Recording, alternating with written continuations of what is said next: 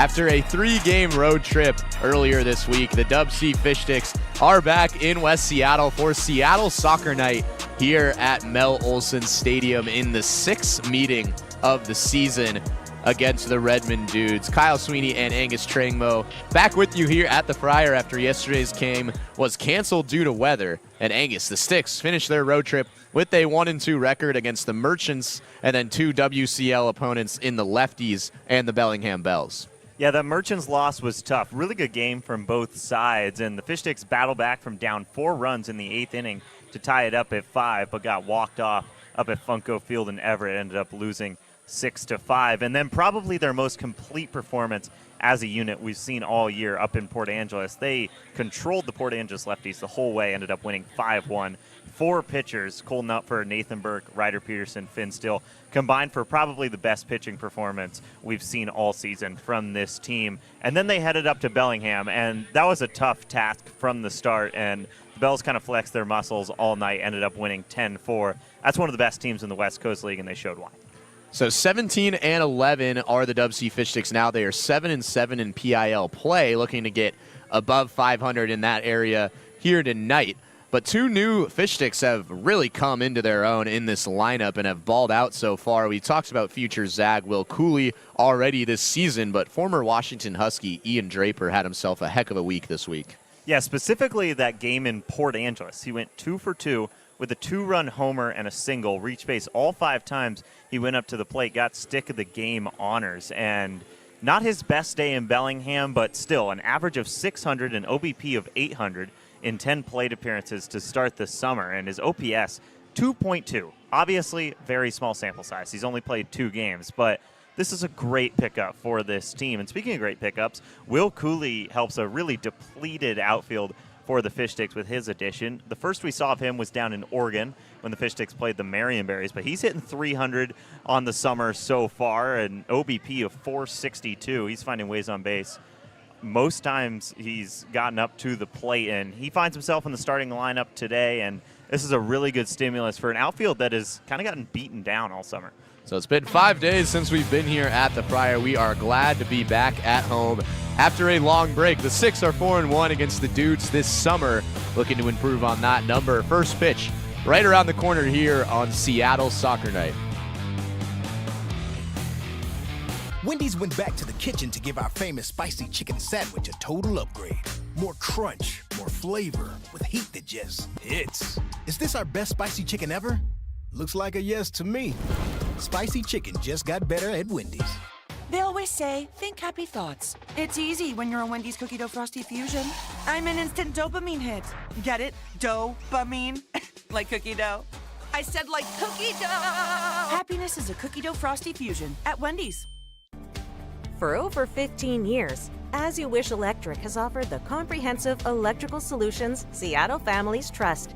We are proud to announce that we can now also serve your plumbing, heating, and cooling needs. As we grow, we are committed to delivering the same knowledgeable and friendly experience that earned our spot as the region's top-rated electrical company. Contact As You Wish Electric Plumbing, Heating, and Air today to learn more.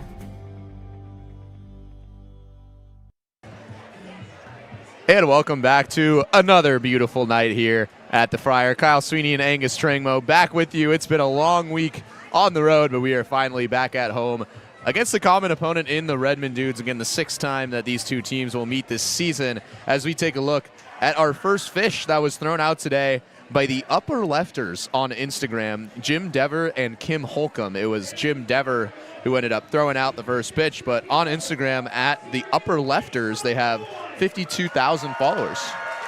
Yeah, they made a video that they posted to their page earlier this summer about the Fish Sticks, and he's been a really good proponent for Fish Sticks baseball and a really good fish toss as well, right at the numbers of Rylan Gillard. And there's your first look at a fish stick in the soccer jerseys we have today for Seattle Soccer Night. There's Rylan Gillard cheesing. We saw his cheese and smile in Bellingham on the board. They got a picture of him about 3 years ago and put it up there for all of Bellingham to see. That was a great one. But again, these 2 teams, the 6th time they're meeting this season, and the Fish Sticks are 4-1 in the first 5. It was a 4-game series from June 20th, or that started on June 20th, and then they met again the next day on the 21st, and then the 25th and the 27th, in which the Sticks took 3 of 4 there. So they won 10-5 their first game, 8-5 in the second game. That was when Peyton Barsotti hit a 3-run shot in the bottom of the 8th inning to break that tie. And then the third game on June 25th, the Dudes walked away with a 10-6 win after they kind of blew things up in the top of the 9th inning. And then 2 days later, the Fish Sticks returned the favor. They won 6-5. And then their most recent matchup, it was on July 2nd, the game after the Sticks came back from getting defeated by the Wenatchee Apple Sox, and they walked them off in extra innings in one of the games of the year. Yeah, that was an instant classic here at the Friar, and we can only hope to be as lucky as we were that night. That was just an incredible game. And this Dudes team, last in the PIL, but they've given the Fish Sticks a good run basically every time these two teams have met this year. So now it's time for tonight's national anthem, sung by Amelia Kirkland.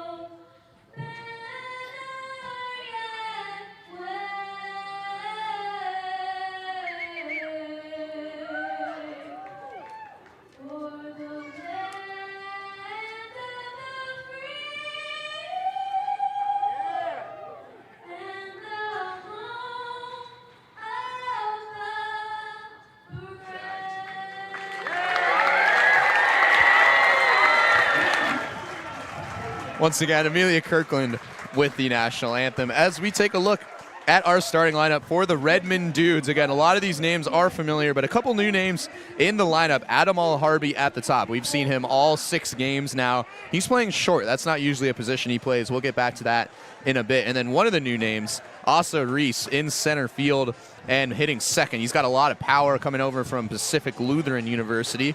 And then Lucas Coma hitting third. Indy Anderson, Marwin Yu, and Austin Enderson in the heart of the lineup. Those are 3 names that the Fish Sticks are familiar with this season. And then Ethan Keene, Kenny Chewy, and Kyler Molnar. So those are some guys that we are not familiar with, and we'll see what they bring here in the 6th meeting of the season. And then Matthew Meadows, who has played well against the Sticks as of late. Benji Sharman will be taking the mound for them. But Isaac Watson making the start for the Sticks. He's been pitching well as of late, and he gets to start on the mound. First start of the year for the Centralia College product, and Watson had one of the better outings we've seen from any pitcher this year. Over 4th of July weekend against the Washington A's, he went 3 innings, struck out 6 of 9 batters that he faced, and just mowed down batters the whole way through. So Watson, we've seen him do well at the plate as of late. We saw that in the road trip. We also saw that with a 2-run shot he had in the last home game here at the Friar against the Northwest Honkers, but he's been dealing on the mound, so we'll see how far he goes. What do you expect the leash to be with head coach Mark Lynn today? I think 3 innings has become kind of the benchmark that Lynn and coaching staff like to get to with the starters, and that's about the longest outing we've seen from Watson this year is 3 innings. So I think that's what they'll be shooting for, but if Watson is able to work efficiently, don't be surprised if he's able to go 4 or 5. So Adam Alharby will lead things off as here's the play ball kid. And we are underway. Again, it is Seattle's soccer night, which was supposed to be last night, but the game got canceled against the Marionberries, which would have been the first time that a West Coast League team came to the Friar. But weather got the best of that game, and the best batting gloves in the entire PIL, Adam Alharby, will step to the plate.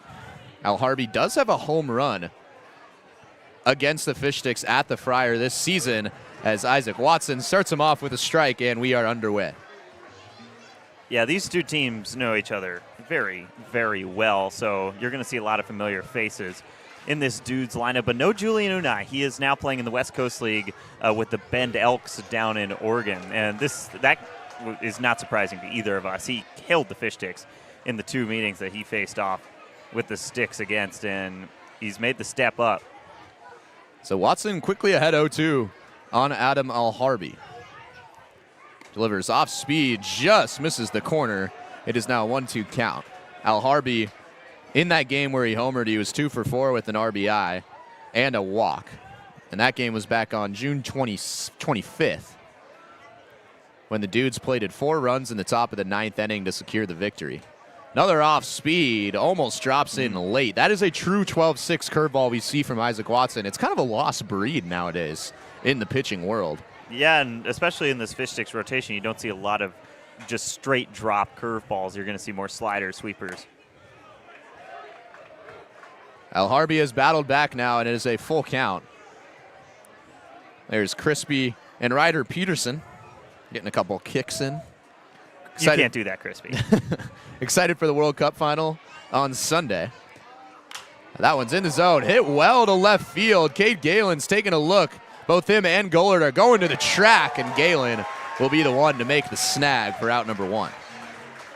That's the exact part of the park where Alharby went yard off Hawthorne Moody in the Dudes win on June 25th, and he almost did it right there to lead off the game today. As Asa Reese comes up, Alharby, he won't go out quietly in any of his ABs today. So this is one of the new faces in the lineup in Asa Reese, a Pacific Lutheran guy. Teammates with Cole Miller, a relief pitcher for the Fish Sticks, as that one's fouled off, and it might have hit someone in the Fish Sticks dugout. Yeah, it might have hit Jackson, our camera op down there. He's in the ballpark. Reese had 3 home runs in 24 games last year at Pacific Lutheran, so a lot of power. He's also in center, so a good mix between power and speed for Reese. That one's outside. It's a 1-1 count. So deep fly out from Alharby to left, and that's how we got this game started. A big swing and a miss from Reese, and he's behind 1-2. After seeing Alharby go out to the warning track, I think Reese wanted to replicate it right there. And you do have the wind blowing out to left field today, which is a common direction for the wind to blow here at the Friar. That's going to help out righty hitters like Reese. Here's the 1-2, another off speed. That's off the corner. We saw a couple off speeds from Watson in that first AB miss out. He's trying to get that one back in control. It's something that has been working for him so well over the last about 1 to 2 weeks from the mound. Here's the 2-2 fastball. Reese just catches up to it and stays alive in the count. Something this Redmond Dudes lineup is really good at is 2-strike foul-offs and 2-strike hitting as a whole. You're going to see a lot of deep counts from Redmond, and that's why I think they start Watson here tonight, just because starters haven't been able to go deep against this team. That off speed is upstairs. 2 straight 3-2 counts to start off now for Isaac Watson. And that's completely on brand for Redmond.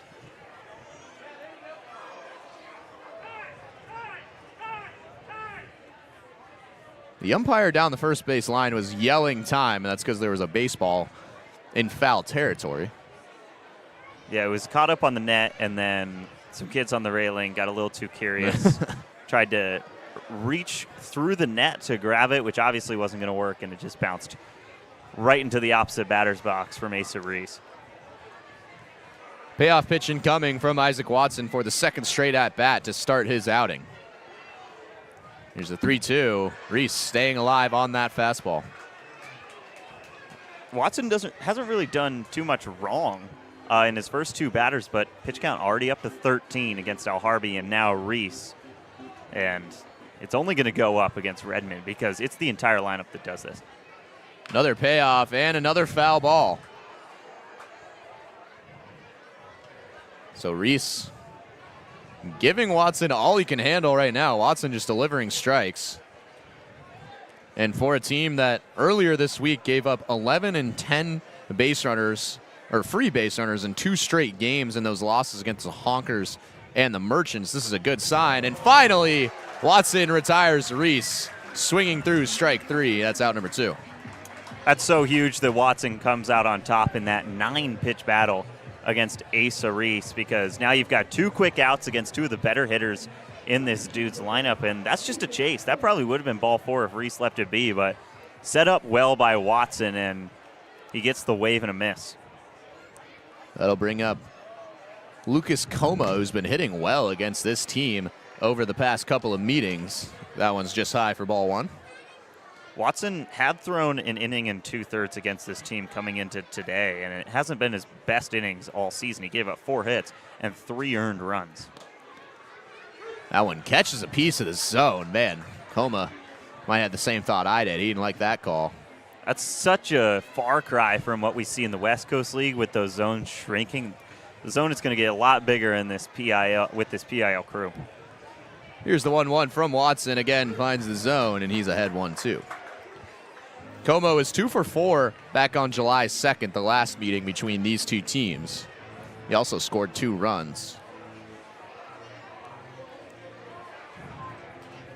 1-2, 2 gone here for Isaac Watson, and he gets Como swinging. I think he actually caught a piece. Hellner's going to go to first, as he should. Oh, wow. And it is actually called strike 3. So looks like maybe it was a foul ball, but no complaints from Lucas Coma. Isaac Watson out with the 1-2-3 inning, and we will be back for the bottom of the first as we take a look at Isaac Watson's 2nd strikeout of the first inning. For over 15 years, As You Wish Electric has offered the comprehensive electrical solutions Seattle families trust. We are proud to announce that we can now also serve your plumbing, heating, and cooling needs. As we grow, we are committed to delivering the same knowledgeable and friendly experience that earned our spot as the region's top-rated electrical company. Contact As You Wish Electric Plumbing, Heating, and Air today to learn more. Once upon a home, in a Seattle bungalow, the Huffs searched on Thumbtack to find their next pro. Now the job is all done, and the table is set. The hot dogs taste better on their fancy new deck. Start your home story on Thumbtack. Back here in the bottom of the first, it was a 1-2-3 top of the first inning for Isaac Watson as we take a look at tonight's lineup for the DubSea Fish Sticks back at home for the first time since Sunday. Rylan Gullard, Ian Draper, and Evan Hellner at the top of the lineup. We've seen Gullard hitting 2-hole and Draper hitting in the leadoff spot this week as Ian Draper's been having a heck of a start to the summer. But Gullard is 1, Draper 2, and then Sonoy, Braden Bartholomew, and Alex Hamada, who's playing at third base today. That's a new one that we've seen this season. And then Will Cooley, who we mentioned in the opening, having a great start to the summer. And then Vaughn Lowe, Cade Galen, and because this is technically a non-league game, Jake Daly will be the 10th hitter, and he is an extra hitter. I do not believe there's a fan batter. There's not. Which kind of sucks because we love to see the fan batters come out. I believe they're 0 for 5 this year getting on base. Kevin Bartholomew was the last one to come out. It might be 0 for 4. But still, no fan batter has recorded a hit in the 4 years of the Fish Sticks doing that. But so there will be 10 batters in the lineup, but no fan batter for tonight's matchup as Rylan Gullard, who has just been a staple at the top of this lineup, will lead things off. We saw Draper lead off in Bellingham with Gullard in the 2-hole, and wouldn't be surprised if this isn't the last time we see the two switch around down the stretch. Gullard has 7 hits in his last 4 games, including a 3 for 4 performance up in Everett in the Fish Sticks' first matchup against the Merchants, which ended up as a walk-off loss up there in Everett at where the Aqua Sox play, the single-A affiliate for the Seattle Mariners. It was a great stadium and a great game, but a walk-off single in the bottom of the ninth was the key in that loss. And that's what brought him to 7-7 in PIL play as Gullard went around on that. It is a 1-1 count. So these PIL games, they mean more now, especially after losing their last two to the Merchants and the Honkers. Charbon delivers just outside. That looked like where a couple of strikes were in the top of the first inning. So interesting to note for the umpire. And this is the last guy that you want to get a call go the wrong way against you, because Rylan Gullard, when he's ahead in counts, he's dangerous. Usually he's in 2 strike counts. Ooh. This one's ripped to third base, but caught on a line from Lucas Coma. A little unfortunate there from Rylan Gullard. Got some oohs and ahs from the crowd, but that's what he has been doing all summer, just hard line drives. That would have been extra bases had it got past as we take another look. That's a double down the line, maybe even a triple with how deep the grass is and Gullard's speed. But Lucas Coma, I think, is a guy for this Dudes lineup that has almost flown under the radar against the Fish Sticks this year, but has been so good, and he makes another play right there. That's strike one to Ian Draper. This is our first look at Draper at home. He was 2 for 2. He reached base all 5 times in his first game as a stick against the Port Angeles lefties on Tuesday. This one's up the middle, kind of a bouncer. Going to be a tough play for Al Harvey, and he makes the throw to get out number 2. So we mentioned it earlier in the broadcast, but we don't see Al Harvey usually at short, but he made that play look easy. Yeah, that's a really tough one, especially on the turf and bouncing off the mound. That's a long run, especially given how deep he's playing. He's almost in the grass out there, so long charge, and that outfielder speed kind of coming into play right there, because that play wasn't close at first base. Really nice playing from the left side of the infield for Redmond today so far. That was just the 3rd time in 11 plate appearances that Ian Draper has been retired to start the summer. This is now his 3rd game as Evan Hellner steps to the dish and takes a look at ball 2. Hellner continuing to have a really good summer. He's up to .338 on the season, which leads the team in batting average. He was 3 for 5 in his last game, also against the Port Angeles lefties. We have not seen him since then. He didn't play against the Bells. Check swing, and he went around for strike 1. Couple check swings from the Fish Sticks already today. First it was Gullard, now Hellner. This lineup has faced Charbon multiple times already this summer. That one's upstairs for ball 3. So Jake Rolling and Gavin George have both not played. Gavin George, of course, suffered that hamstring injury earlier in the summer. They both lead the team in batting average, but Evan Hellner leads all qualified batters with that .338 mark as this one's fouled back. Hellner, just the king of base hits through the infield, and full count. Usually we see Hellner go after pitches early in the count, and we've seen a few foul offs as well, but this is important for Sharman as well. 1-2-3 inning against Gullard, Draper, and Hellner would be huge. 3-2. Did he go? I don't think it mattered. It was in the zone, called strike 3. So Charbon, a 1-2-3 inning after Isaac Watson did it in the top of the first. So we're scoreless going into the second here at the Friar. We'll take another look. Yeah, he went anyway. I think it was a strike 2 times over, because that ball was in the zone from Sharman, and you're right, he did for sure go around. But Isaac Watson and Benji Sharman, 2 great innings to start this game against probably the most dangerous parts of each lineup. So now we have the Kids PK Challenge on the first base side. Again, Seattle Soccer Night for the first time this summer, and then tomorrow. Tomorrow's a big one. It's Dick's Burger Night. That is already a sold-out game. So we are super excited to bring that one to you. Here we go. I got to say, they could, I think as this goes on, we'll probably get a goalie in there. I have an interesting hypothetical. Yeah. You get 10 PKs against the best goalkeeper in the world. So let's just say the first thought that comes to my mind is Courtois for Belgium. Okay. Yeah. How many are you making? In a World Cup environment, by the way. So, like, I actually have the country on my back. Full stadium. You got 10 penalties. Okay. How many are you canning? Let's see. I played soccer quite a bit growing up. I played up until my sophomore year of high school. So I know my way around a soccer field. With that being said, 2. You think you can only get 2? 2. I actually think I could probably get more. A penalty at the end of the day, if you run up. I can't kick it hard enough. If you run up and kick it pretty hard, and you just kind of mix up the directions a little bit, you try to go top corner, top bins, I think I could get 5. I think a normal soccer player probably gets, what, 8 or 9? Or I guess a professional soccer player gets probably 8 or 9. I'm telling you, those guys are good. All right, you know what? I'm looking up. What are the? Let's see. I don't know. The goalies do so much research into like the body movements and like the equilibrium or whatever. It would be a dead giveaway every time I ran up to the ball where I was shooting it, I think. Indy Anderson takes a look at strike 1. It is the heart of the lineup. 4, 5, 6 due up for the Dudes. All names that the Fish Sticks are very familiar with. Anderson being one of them. As that one is inside, it is a 1-1 count. Do you know one time I hit a PK to win my club team a state championship?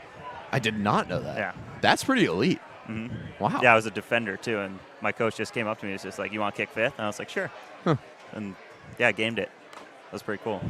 So Anderson is behind 1-2. But it's scary. It's like it is. It's very scary because it seems easy, like on television, and then you'll go up there and the goal just gets so much smaller and the goalie just like seems huge. It's actually pretty terrifying going up there. Watson ahead 1-2, and Anderson barely stays alive. Watson struck out the last 2 batters of the top of the first. He got the best of Asa Reese and then Lucas Coma to end the inning. It was a 1-2-3 inning. He saw 2 full counts and was able to get out of both of them. Yeah, even with a clean inning, he still threw 19 pitches in that first frame, and Indy Anderson already fouling off a 2-strike offering.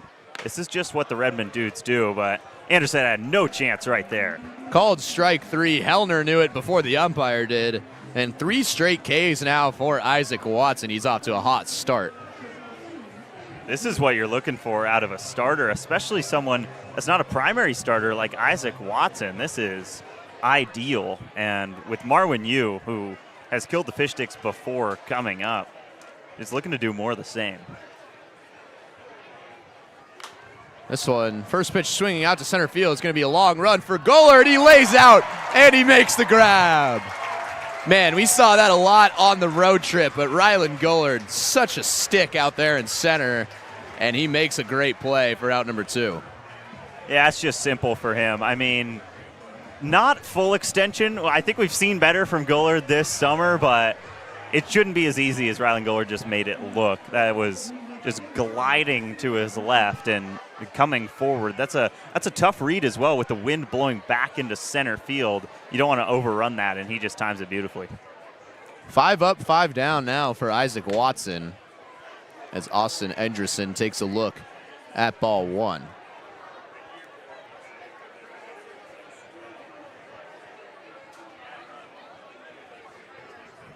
Busy night here at the Friar once again. 1-0 is in there.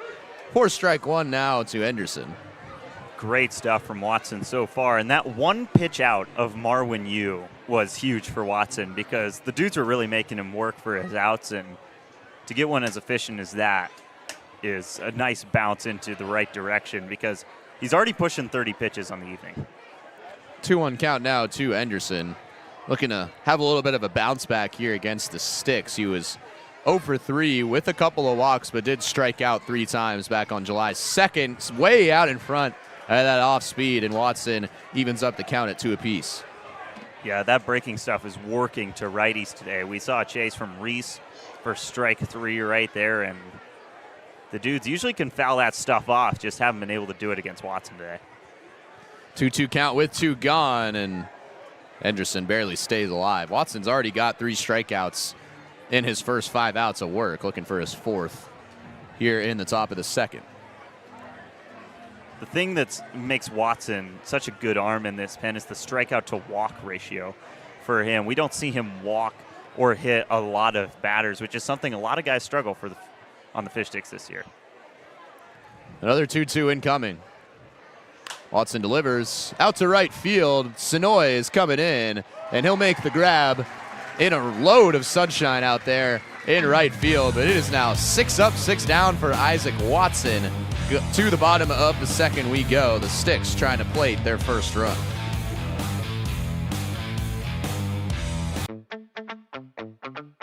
You ever wonder how Crispy gets to the fryer for games? He uses King County Metro's Rapid Ride H-Line.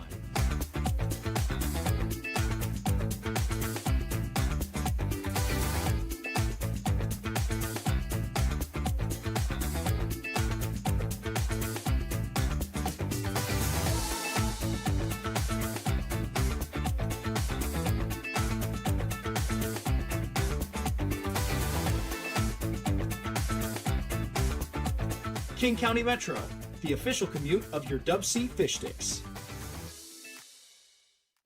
Once upon a home in the Issaquah Highlands, the Parkers used Thumbtack for a new kitchen island.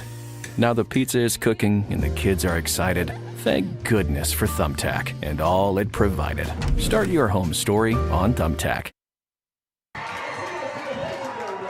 There are soccer balls being thrown by the Fish Sticks players down the first base line right now. One of them kind of just clocked someone in the face, but she was able to come through and make the grab. Again, Seattle Soccer Night, we're going to fire off some questions for Seattle Soccer Night. I know kind of base knowledge soccer. I mean, obviously I've been enjoying the World Cup. But second question, who do you got on Sunday afternoon?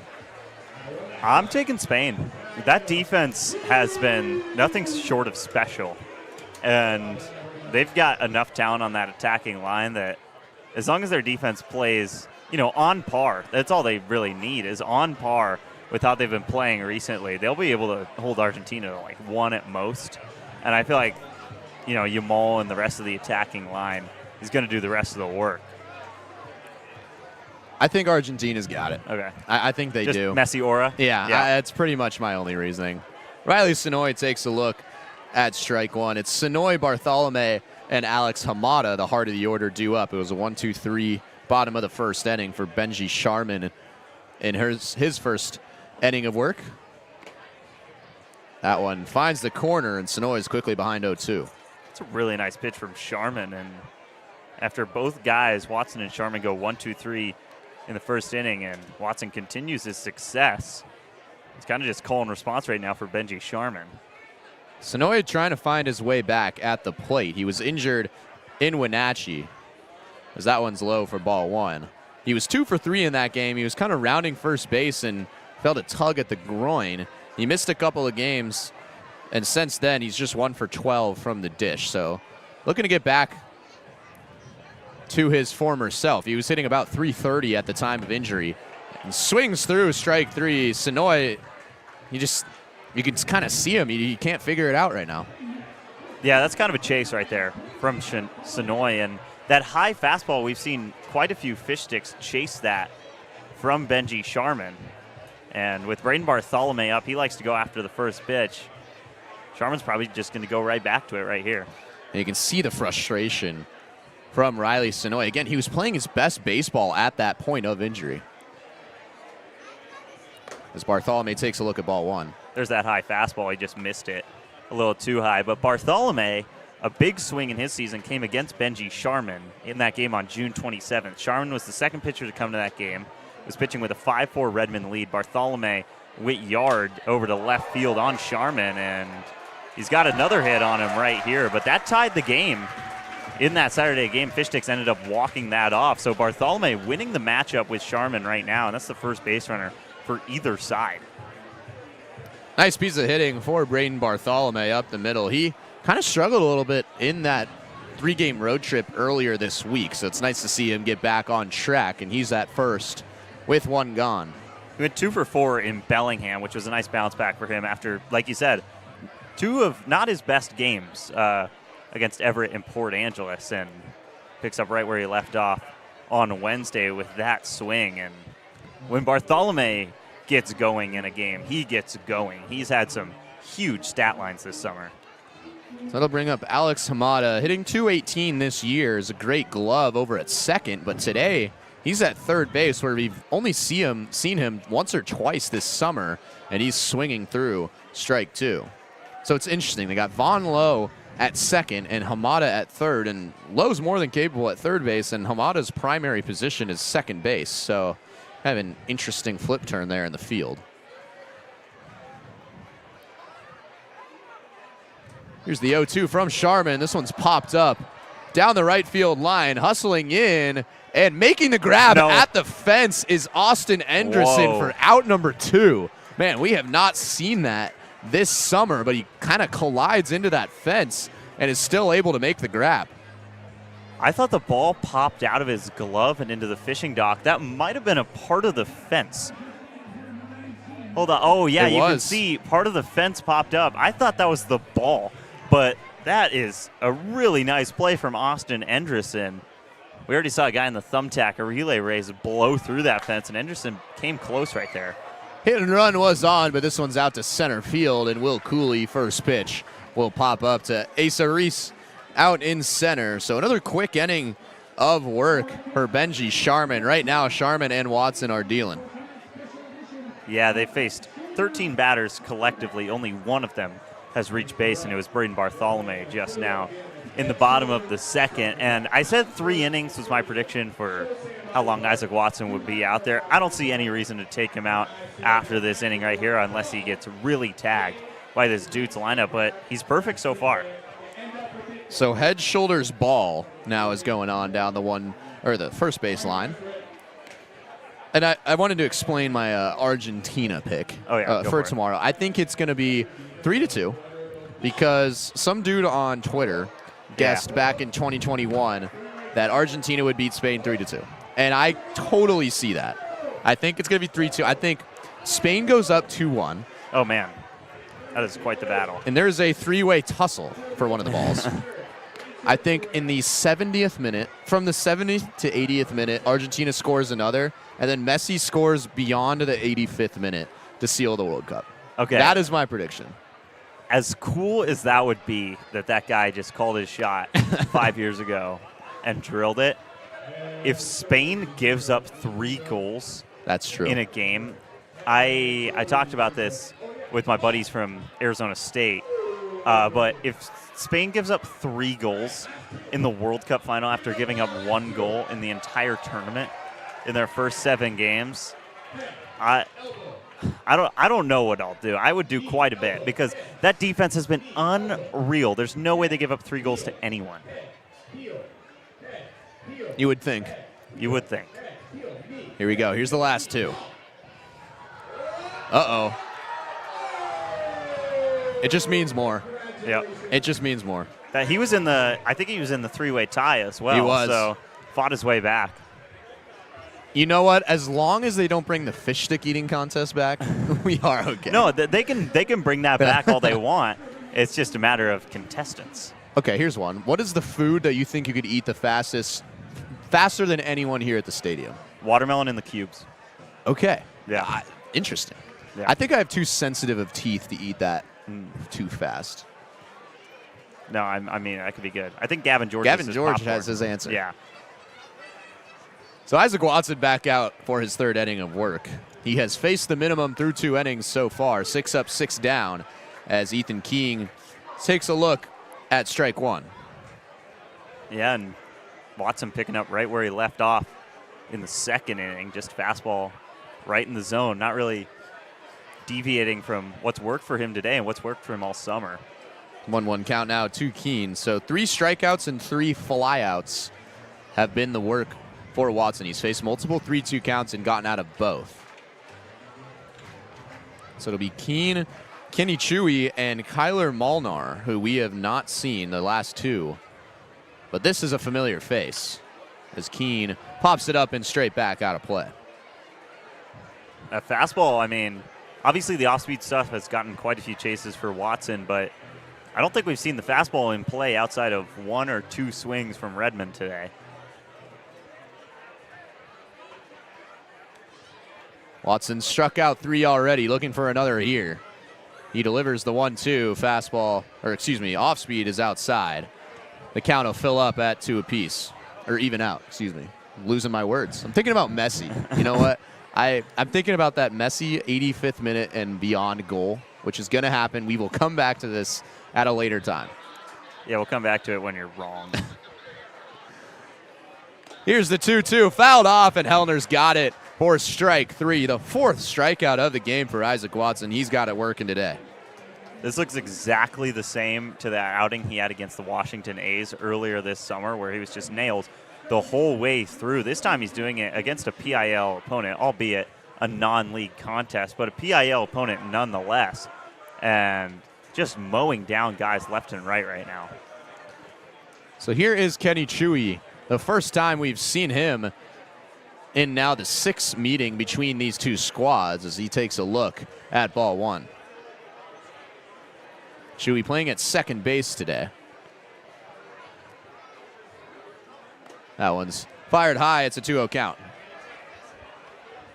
Watson behind the count. We haven't seen him behind in the count too often today. Watson 7 up, 7 down here in 2 1/3 innings. That one finds the zone for strike 1. Always good to have a comeback pitch as a pitcher, and Watson's got that fastball working so well today. He can just locate it wherever he wants. One gone here in the top of the 3rd. This one's taken to left field, and that'll get down for the first base runner for the Redmond Dudes. Kenny Chai is aboard here in the top of the 3rd. Yeah, line drive, which we haven't seen too many line drives from the Dudes really all season, but especially today, I don't think we've seen anything other than fly balls from Redmond, and that's a nice piece right there. It gets down in front of Galen, and finally the Dudes have some life, but still, I think Watson, if you're on the mound and you're Isaac Watson right now, no reason to go away from what's been working. That'll bring up Kyler Molnar. First pitch swinging out to center field. Rylan Gullard made a fantastic play last inning. He's under that. 4 out, number 2. 1 pitch, 1 out. Very nice for Watson, especially since he's been so good today, but his pitch count's still at 41. So not as efficient as you might expect, given that he's faced 9 batters and 8 of them have been retired. And again, this is a Fish Sticks team that is just searching anywhere and everywhere for arms right now, and you want to just squeeze as much juice as you can out of Watson's arm Matthew today. Meadows, first pitch swinging, and that hugs the third base line. That'll be extra bases for Meadows. Chai will hold up at third, and Meadows has a 2-out double. There are now 2 in scoring position here in the top of the 3rd. Cade Galen's speed probably saved a run right there, because that ball just sat out by the pole and, like you said, hugged the line for Matthew Meadows.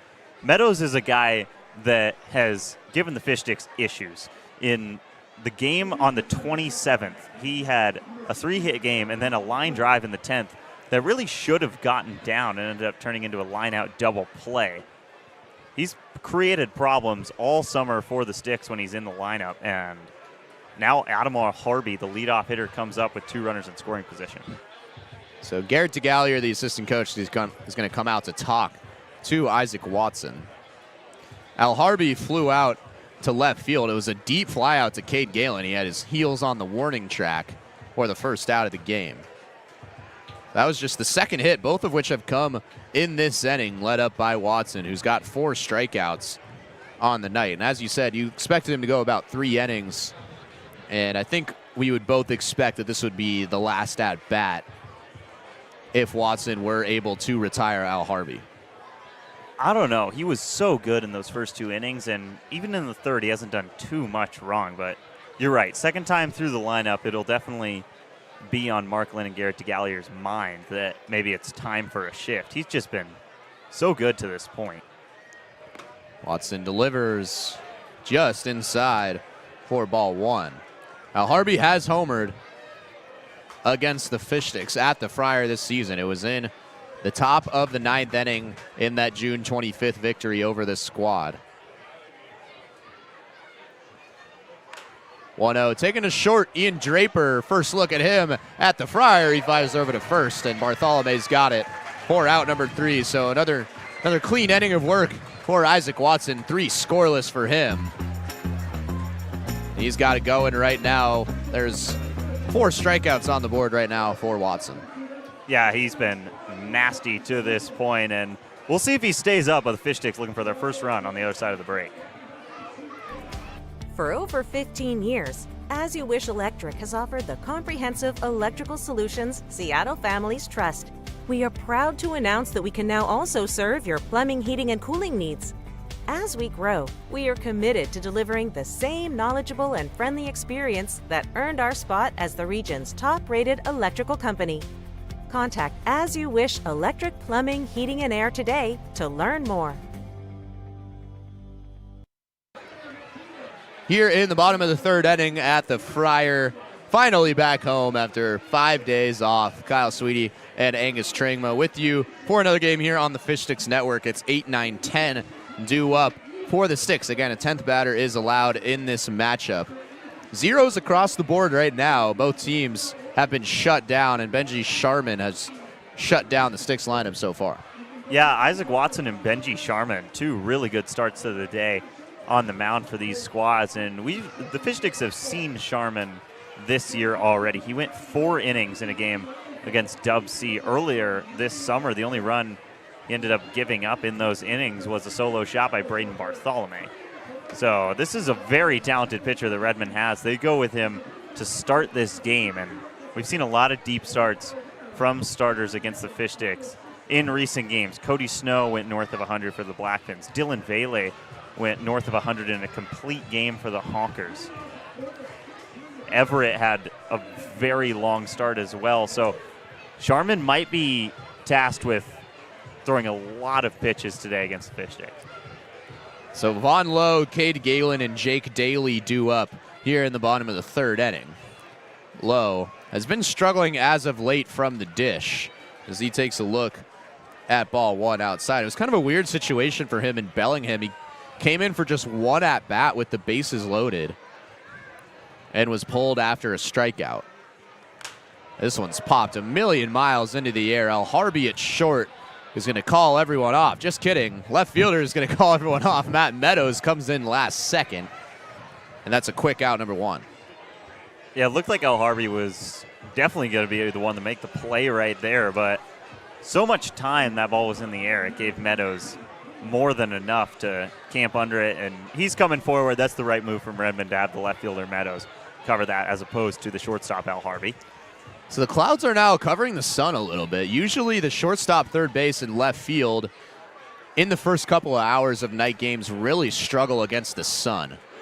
The sun not an issue right now as Cade Galen takes a look at strike 1. Galen's been swinging it a whole lot better. I think it all started with that bunt single in Everett and then a really good day in Port Angeles where he crossed home plate twice, both on hits by Ian Draper, and he's got another right here. This one's into the left center field gap. The ball will die in the outfield, but Galen's got so much speed, and he reaches second base with ease. So Cade Galen, stay hot, kid. He's got a double to get things going here in the bottom of the 3rd. And again, this is a D1 guy from the University of Portland, so a talented hitter, and he's starting to turn it around with the Fish Sticks this summer. That is a hard hit ball into the gap, and anything in that outfield is just free game for Cade Galen to turn it into extra bases. He had 2 hits in that game against Port Angeles. As you said, came around to score both times. Now looking to come around to score once again with Jake Daly coming to the plate. That off speed just catches the inside corner for strike 1. Haven't seen too much breaking stuff from Sharman today, but that works perfectly against Daly. Daly started the summer hot. Has been quiet since, looking to find his way in the batter's box. That one's fouled off. He's quickly behind 0-2. Cade Galen was involved in baseball history in Port Angeles, the first stolen base on a foul ball when he fouled one into the backstop, and seemingly everyone noticed except the umpires. Noah Kung was gunning for second, just stayed over there, and they gave him the bag. That was one of the weirder ones we've ever seen on a diamond. Here's the 0-2. That's high for ball one. It's 1-2 count. So, yeah, literally, Cade Galen fouled it back. Everyone in the entire stadium knew it, except for both umpires on the field. And Noah Kuhn just never went back from second base. So, again, the first time in baseball history that anyone's ever stolen second on a foul ball. Stolen any base, Yeah. probably. 1-2 to Daly's in the turf. Marwin Yu is going to just hold it. Cade Galen got a great jump at second base, and the speedster's over at third. Speed kills, man, especially when it's Cade Galen, probably the fastest guy on the entire Fish Sticks roster. And a hustle double followed by a steal of third on a ball that just skips off the plate into the chest of Marwin Yu. Now he's 90 feet away from becoming the first run in this game. And with how these pitchers have been operating, feels like runs might come at a premium tonight. So infield's in now with one gone. That's a big 90 feet for Cade Galen on that pass ball. It's a rare mistake you see from Marwin Yu, who's so good behind the dish. 2-2. This won't get the job done. Across the diamond is Lucas Coma. Galen just had to stay at third. He's kind of talking with head coach Mark Lynn, but that's a huge second out.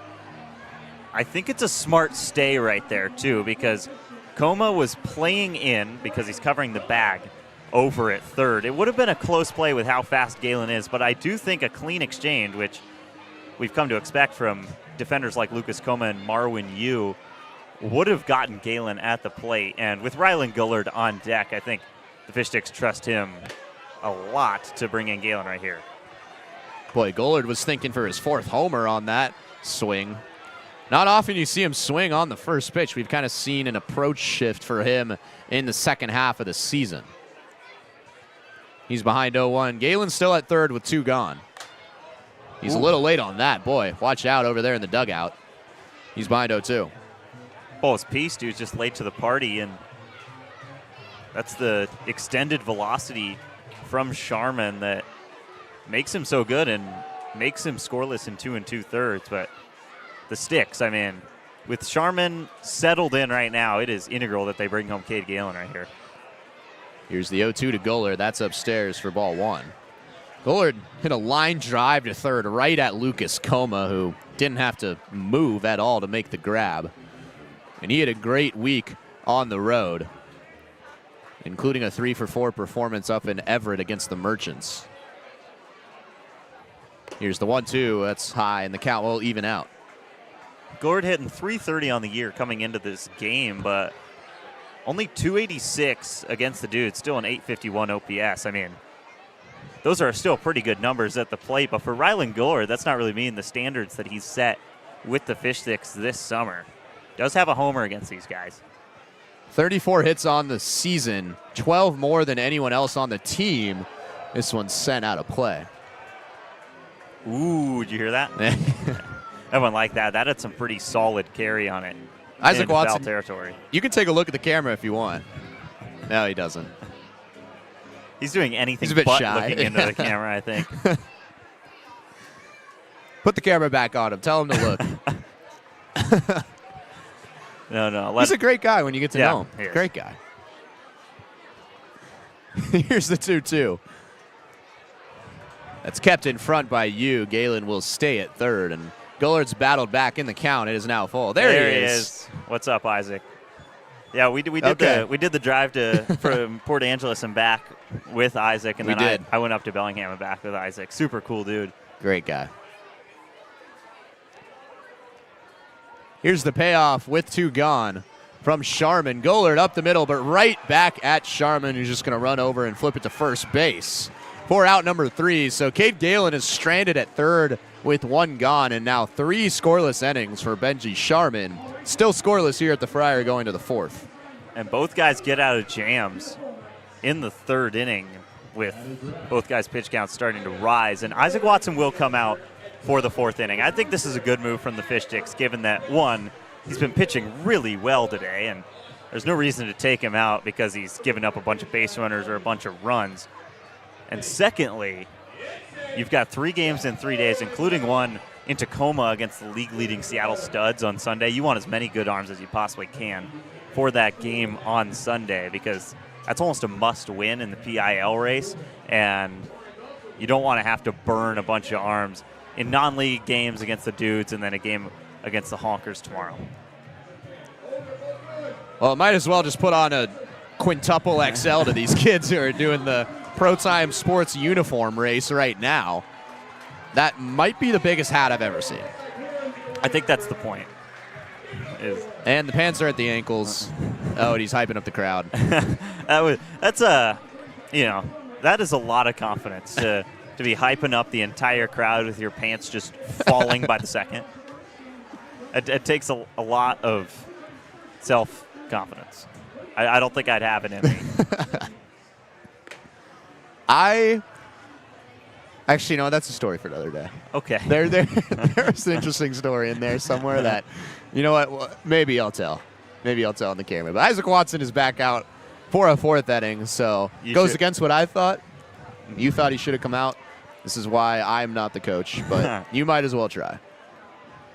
No, he's been really good, especially in those first 2 innings. He went the minimum, and it was against this part of the order. Obviously, second time around, and you've got guys like Lucas Coma and Indy Anderson due up here in the fourth, but I don't think there's really any reason to take him out. He's in a rhythm right now. Asa Reese steps to the plate to lead things off here in the top of the fourth. It's Reese, Coma, and Indy Anderson, 2, 3, 4 in this lineup due up. All of which who struck out in the first and second innings against Watson. There's a look inside the ice chest. Count now 1-1 to Reese, who it was a lengthy battle between him and Watson back in the first that resulted in a strikeout. Yeah, that was a really good at-bat from both guys, and finally on like the fourth full count pitch, Watson got Reese to chase. It's going to be a long throw for Draper. Bartholomew can't handle it, and Reese is over at first safely. Oh, he's going to get second as well. That rolls into the Fish Sticks dugout. Tough throw for Ian Draper. Again, his first game at the Friar this year. Usually we see Braden Bartholomew make this play, but it is a tough one nonetheless. Yeah, we've just come to expect Braden Bartholomew to eat those up, but those are really hard to read, and Braden Bartholomew is just really good at it. So a rare miss from him, and he'd be the first guy to tell you should have made that play. Reese, just the third base runner for the Dudes today. He's at second with nobody gone here in the top of the fourth. As that will bring up Lucas Como, who's made a couple of nice plays at third already today. Count 1-0. He did strike out swinging. It was kind of a weird one. We thought he fouled one off, and boy, that is a nice looking beer. And again, I am 22 years old. I can say that. You cannot. I cannot. It's a nice looking blonde. I wasn't sure exactly what that was. I hope not an IPA. What's that? What? What's an IPA? Oh, an IPA, yeah. Actually, what does IPA stand for? I don't know. I actually don't. I'm only this many. I don't know what IPA stands for. Swing and a miss on a 2-0 count for Coma.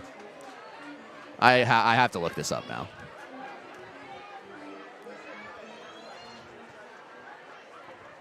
More than just baseball here. Yeah. Stands for India Pale Ale. Okay. Look at that. That's not what I thought it stand for. Now it's 2-2 to Lucas Coma. Oh, real shocker. Ruben doing something. It's our head of security. Ruben is one of my favorite people in the entire place. He's great. Oh, boy. Oh, goodness. Security, they take their job very seriously over there, as you can tell. There's 2-2. Reese is headed down to third. The tag is dropped by Alex Amata, and he's not going to get to it in time. Reese, what a trip around the bases it was for him. And he slides in for the first run of the game here in the top of the fourth. Boy, he almost just trucks Alex Amata over at third. Ball bounces right out of his mitt and over to the net, covering up the ice chest, and a really heads-up play to gun for home after that. So a bad break for Isaac Watson right there as Reese reaches on an error, and then the throwdown gets away from Hamada, and Reese takes home after that. Not much more Watson could have done. So 3-2. This one's popped up to shallow left field. Who's going to call it off? Looks like Gullard is. He makes the long run and makes the grab for out number one. So Reese grounds out to Ian Draper at short, advances to second on a throwing error, and then steals third. The ball gets past Hamada, and then he takes his extra base to get home. So not a conventional way to score, but the Dudes do have the 1-0 lead nonetheless. Yeah, any way you can, especially in a game that has started as slow as this one. And, I mean, not the way you'd expect Lucas Coma to bring in a run either, because Coma has been so good at the plate, and Reese just doesn't even give him a chance to bring him in. He just does it himself. So that run will be unearned for Isaac Watson. Here's the 1-0 to Anderson. It just drills Watson right in the butt. Great recovery, but called safe. Alex Hamada tried to get it. Man, that is going to hurt. Yeah, that might be the end of his day now. That just right back at him. Oh my goodness. Ow. That's a heck of a play by Hamada, though, to get that ball over there. I'm not sure if we had a look. You can see the Fish Sticks dugout wanting that call. Oof. Yeah, ow. And that's his plant leg as well. Take another look. That ball was hit really hard. Poor Isaac Watson just gets drilled. And that's a single off the buttocks. That's not one you say often. That's a tough break, man. That's a tough break. We'll see if Watson's tough enough to stay in this game. He's pitched so well so far. That one just lingers. If you played baseball long enough and you take a line drive right back and it just hits you, that one hurts. Yeah, and that almost turned into an out as well. Looks like they're going to keep Watson in. Here's another look. Just, God. That Please. is, ugh. It's Ouch. Watson That, after the play. That man. hurts Oh. so bad. I have had that happen to me in my playing career. I took one right to the thigh on a line drive, and let me tell you, it hurts so much more than it looks. And I can only imagine right there on the bum. That one hurts. Yeah, and like I said earlier, so that's his plant leg. So he's pushing off all his weight off that right leg when he's going to throw. And as you would assume, you've got to initiate all the muscles in your leg in order to push off as hard as possible. And I can guarantee you that the glute muscle in his right leg is not feeling good at all right now. So credit to Watson for staying in this game. And he's got a tough task as well with Marwin Yu at the plate. Man, that one hurts. Indy Anderson is at first base with one gone. That one's outside for ball one to Marwin Yu. And now, with that taken into account, you got to think that the Fish Sticks coaching staff is thinking, well, Watson is very close to being done, because I guarantee you that's lingering with him. And if the control goes right here, which he's behind 2-0 right now, if the control goes right here, we might see a change in the middle of the inning. And Watson doesn't walk too many hitters either. He's got 4 strikeouts and no walks in today's game through 3 1/3. Marwin Yu, his first pitch swinging, it was a foul or a fly out to Ryland Gullard. Gullard made a spectacular play to make the catch. 2-1 count now for Isaac Watson.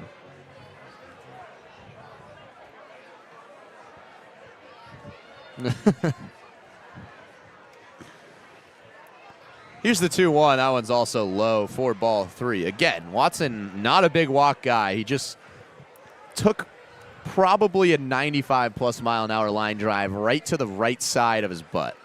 I don't even want to know how hard that ball was hit, because Anderson put a really good charge into it. Behind 3-1. This one's hit well into left field, and that'll get down. Galen's got a long way to run. Anderson's going to third. He's going to be held up there. Again, Galen showing off the speed in left, but that is a double for Marwin Yu. There are now runners on second and third with one gone. Yu is a really talented hitter. We've seen it a couple times at the Friar this year, and that's going to be the day for Isaac Watson. A tough way to see him go out after he started so well, and the one run he has given up today was unearned. But with a bit of traffic for Redmond, that'll be his day. That was a great performance for Watson to start this one off. So the only run came on 2 errors in the field. He strikes out 4. Watson's day is done, and Jaden Mizuno will now come up. Again, here's the look at the positives after all that happened this inning. Yeah, a couple strikeouts to start off the game in the first inning, and he sits down Indy Anderson looking. There's another swinging strikeout from Ethan Keene, and no walks, which I think is the crown jewel of that stat line because this team has struggled with free passes so much as of late. And Watson, that's just kind of his trademark, is he's not going to walk too many hitters, and he's on brand today. I really can't say enough about how he pitched. So Jaden Mizuno, the lefty, will come in to replace Watson. We mentioned the free base runners earlier in the broadcast against the Honkers in that 6-4 loss, which was a disappointing one considering that the Sticks had beaten the two top teams in the PIL the 2 games before that in the Studs and the Blackfins, and they let up 11 free base runners. And then the next game against the Merchants, just a couple of days later, they let up 10. And those both resulted in losses. So Watson does his job. He gets 1 unearned run. No run support right now for the Sticks, but Mizuno will take his place. Mizuno comes into this game as one of the team leaders in innings pitched on the season, and specifically against the Dudes. He's thrown 6 innings against this team in the 5 meetings. So this is an arm that Redmond is very familiar with, and he's performed well against the Dudes as well. He's given up only 5 hits, allowed 1 run, which was earned, and struck out 6 while walking 2. So some really good work against Redmond this year, and comes in a tough spot. So runners on 2nd and 3rd with just 1 gone here in the top of the 4th inning after a double from Marwin Yu down the left field line. Indy Anderson got on first base on a single that hit off of Isaac Watson's butt, which can't feel good. And the only run came across the score on a throwing error from Ian Draper at short, in which he got to 2nd. And then Asa Reese stole 3rd, and the throw got past Alex Hamada. He eventually got home on the same play. So it's been a kind of a strange top of the 4th inning. First pitch is fouled back as Austin Enderson is the first batter against Mizuno. And with Enderson, the righty, coming up, it's definitely interesting that the Sticks go to a lefty like Jaden Mizuno in this spot. Uh-oh. Rodrigo Montano has no been one's clipped safe, Rod. with the hot dog. No one's safe, Rod. No, no one is safe. That could not be more true. As that's in there, 4th strike 2 against Enderson, who's quickly behind 0-2. Not even us, Rod. Angus had you got caught last week. I did. You did. I did. I got caught pretty bad. Here's the 0-2, swung on and missed. A heck of a start for Jaden Mizuno as he sits down Enderson. Now there's 2 down. Wow, 3 pitches is all it takes to sit down Enderson, and that's a huge second out to this inning. And now the umps shift around. I mean, it's a huge bounce back for the Fish Sticks after Watson gives up some traffic, and now all you need is a ground ball or a fly ball to get out of this inning with only 1 run on the board for Redmond. Mizuno was so good at the University of Puget Sound last year. So that one's up and in to Ethan Keene. Keene struck out swinging last inning. That was the 4th and final K for Isaac Watson. That one's up and away for ball 2. Good cover by Hellner right there. I think Hellner is starting to come into his own as a defensive catcher as well. Obviously, he's had just this nuclear start to the season at the plate, but defensively, he's on the up and up every game he's back there. Off the end of the bat, Braden Bartholomew's got it, and Jaden Mizuno gets out of the inning. Oh boy, another bat snap. Look at that. Wow, that was impressive from Ethan Keene.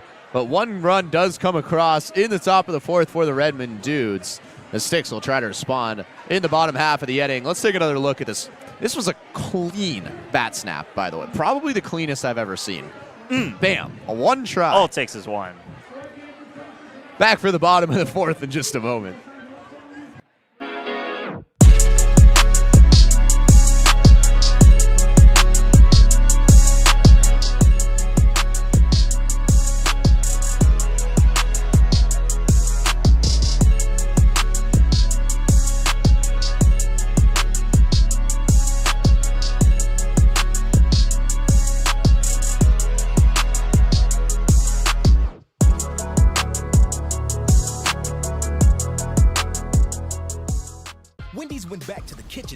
famous spicy chicken sandwich a total upgrade. More crunch, more flavor, with heat that just hits. Is this our best spicy chicken ever? Looks like a yes to me. Spicy chicken just got better at Wendy's. They always say, think happy thoughts. It's easy when you're a Wendy's cookie dough frosty fusion. I'm an instant dopamine hit. Get it? Dopamine? Like cookie dough. I said like cookie dough. Happiness is a cookie dough frosty fusion at Wendy's. Benji Sharman for the Redmond Dudes has been shut down so far, building on 3 scoreless innings for the Dudes, who hold a 1-0 lead here in the bottom of the 4th. And take another look at Ethan Keene. Man, I mean, made it look like a toothpick. And then a bam. spike. And I think that kind of just speaks to how impressive Jaden Mizuno was to get out of that jam in the 4th inning. He comes in runners on 3rd and 2nd and only 1 down, then sits down Austin Anderson on 3 pitches, falls behind 2-0 to Ethan Keene, but forces some really weak contact off the end of the bat, a bat that is no longer usable, and routine for Braden Bartholomew. So really good stuff from Mizuno to keep Watson at 0 earned runs on the day. And now the heart of the lineup coming up for the Sticks. Ian Draper will lead things off here in the bottom of the 4th. It's Draper, Evan Hellner, and Riley Sonoy due up. Finally, some action in the bullpen, which will come as a great sign to the Fish Sticks, who just cannot get around right now on Sharman. The action is generous. That was just wall ball. Wall ball, by the way, probably a top 3 elementary school game of all time. Yeah. Nothing will beat Capture the Flag, though. Yeah. 1-1 now to Ian Draper, again, the new kid on the block, who has made quite the impression so far. He entered the game 3 for 5, including a 2-run shot, which happened in the 2nd inning against the Port Angeles Lefties on Tuesday. He also doubled in that game and eventually had 3 RBIs. It was stick of the game in his first game as a Stick. It's pretty impressive. This one's taken a short. Al Harvey charging in. Collects, makes the throw. It gets past the first baseman. Indy Anderson couldn't snag it, so Draper hustles over, and he's at first. This is the exact way the Dudes just got their first run of the game in the top of the 4th inning. It was a ground ball over to the left side of the infield, specifically the shortstop, which was Draper, who's now standing on second base, and a throw that just short tops in. The first baseman can't handle it. It bounces into the Fish Sticks dugout. Quickly a runner in scoring position. Asa Reese, in the top half of the inning, did the exact same thing to get to second base. And he stole third. The throw got past Alex Hamada, and Reese would stand up and go score. He's also the second guy in the lineup for Redmond. That's true. There are a lot of parallels. Wow. Can you imagine if Draper breaks for third, throw gets away, scores? It's like a glitch in the Matrix. We will see if Draper takes off. That would be something. 1-0 now to Evan Hellner. Dangerous bat at the 3-hole. And he's ahead 2-0. A lot of Fish Sticks jerseys in the ice chest right now. Yeah, they were originally wearing the whites today, but if we can get a closer look at these soccer kits they have on today, these are sweet. Again, Seattle's soccer night here tonight after it was originally supposed to be yesterday. This one's taken foul. Look out. Look out, Garrett. Right at Garrett DeGallier. I go and pick it up. I think Isaac Watson probably is having PTSD over there, seeing that ball come towards the dugout. There's a look at the kits. Again, newly minted from Pro Time Sports, specially for tonight's Seattle soccer night.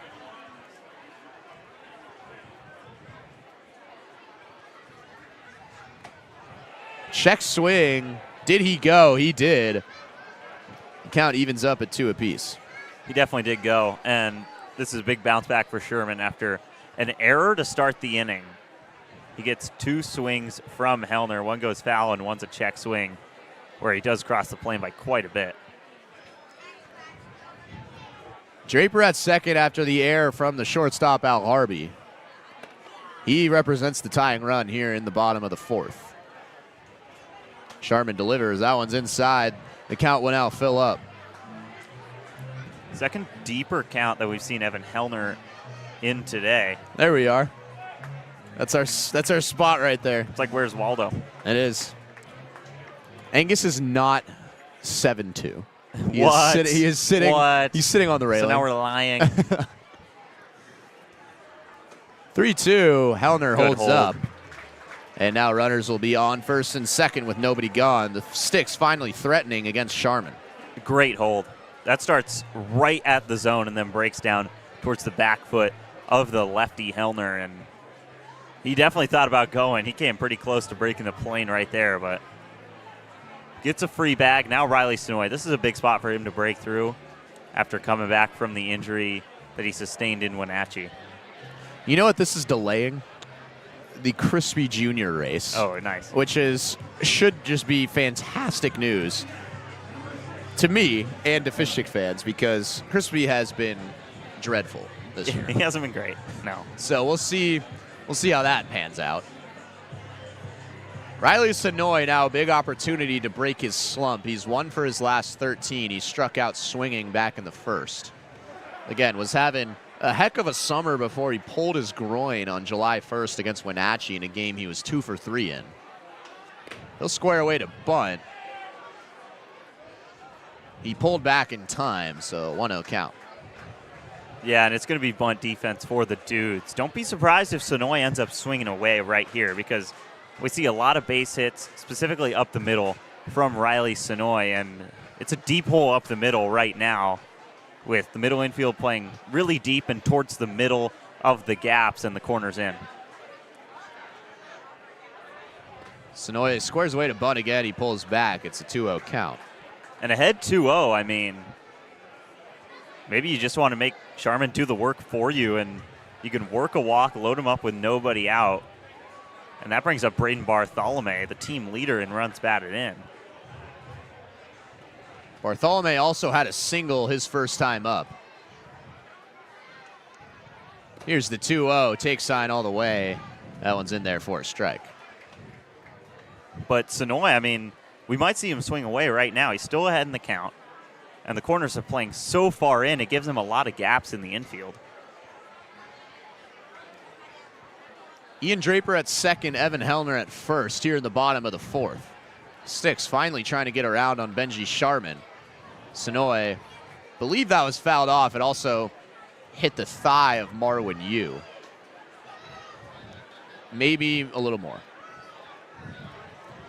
See, oh yeah, it just clips him right on the outside part of the thigh. So that one will sit for a little bit. We got guys just taking shots today at the Friar. Just missiles. We saw Isaac Watson take a hard line drive right off the right side of his butt in the top half of the setting. You think he's got like a pillow for the chairs over there, man? I hope so. That one's going to linger.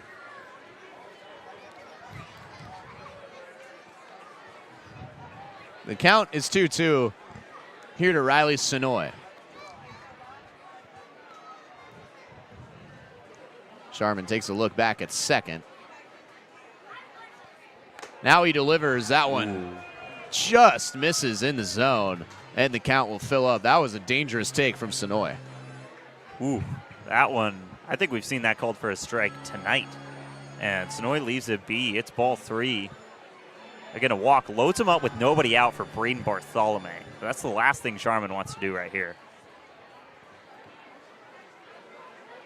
Payoff pitch from Sharman. Both runners are going. It doesn't matter. That one's called strike 3. Me and Riley Sonoy both thought that was ball 4. That's why I said it didn't matter. But Sonoy is rung up for the second time today. Boy, that one looked outside.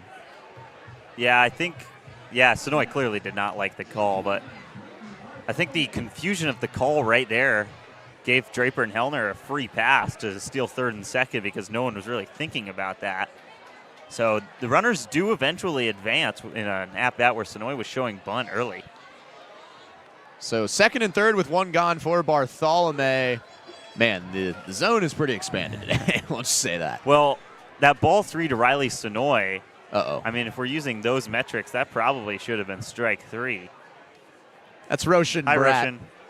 our game day operations coordinator. and Crispy, my arch nemesis.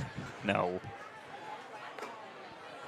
That one's upstairs to Bartholomew, who leads the team in RBIs, as you mentioned. He's got 23 on the season. Also leads the team in home runs with 4. And all it takes is a base hit to give the Sticks the lead right here. Draper at third, Hellner at second. 1 gone here in the bottom of the 4th. That off speed does not find the plate. That was pretty similar location to that strikeout that just rung up Sonoy just a couple of pitches ago. And it has been, for lack of a better word, pretty inconsistent in the first 4 innings of this contest. But look at how far the infield is playing in right here. Bartholomew can drop something into the shallow outfield. It's guaranteed to be getting down. That one is outside. It's now a 3-1 count.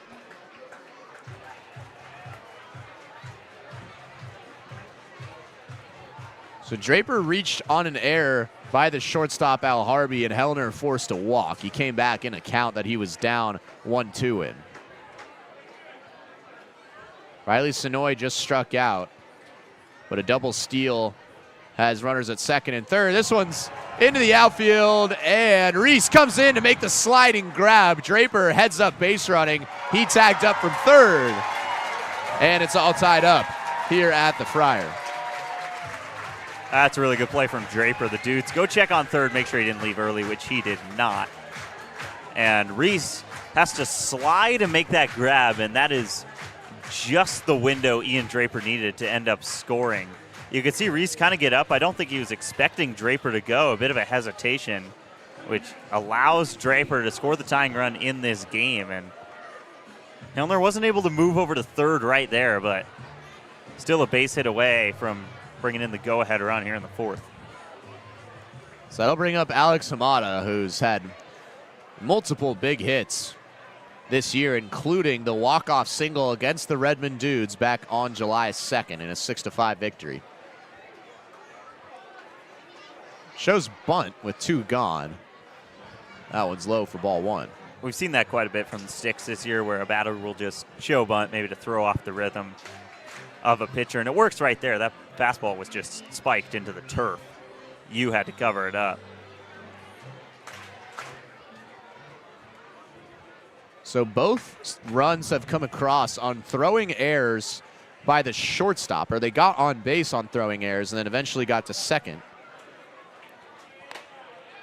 First it was Reese in the top half of the inning, and then Draper does the same here in the bottom of the 4th, and we are all tied up at 1 apiece. Benji Sharman has been nothing less than sharp here in this outing.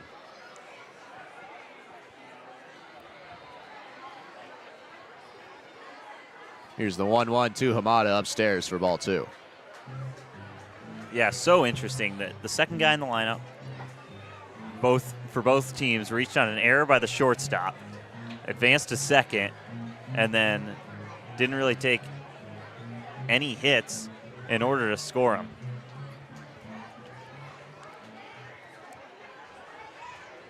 Here's the 2-1 to Hamada. It's upstairs for ball 3. Hamada flew out to right field. It was a fantastic play by Austin Anderson, who was crashing into the white picket fence and actually broke off a piece of wood while he made the grab. Hamada has 7 RBIs on the season, including that one on July 2nd, the game-winning run on a single up the middle in the bottom of the 10th.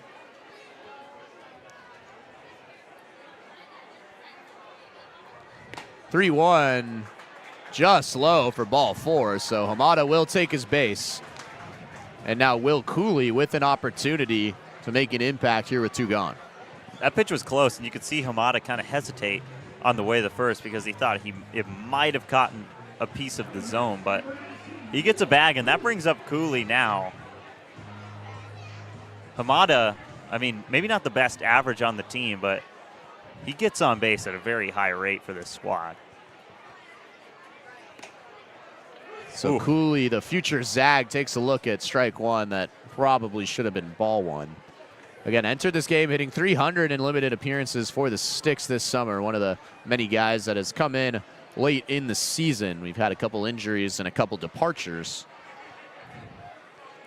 So Cooley has come in and filled that role well. That one's outside. It's a 1-1 count. That's not too far removed from the first pitch that was called strike one. Yu was just set up on the inner half and had to reach out for it, so it's ball one. And Cooley will stay patient at the plate as well, so don't expect him to go after anything too early if he doesn't like it. Cooley swinging and fouls it off.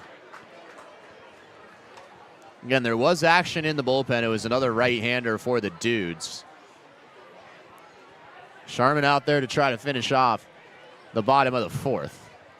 Both runs by both teams have come in this fourth inning after Isaac Watson for the Sticks and now Sharman for the Dudes have been shut down in their starting roles.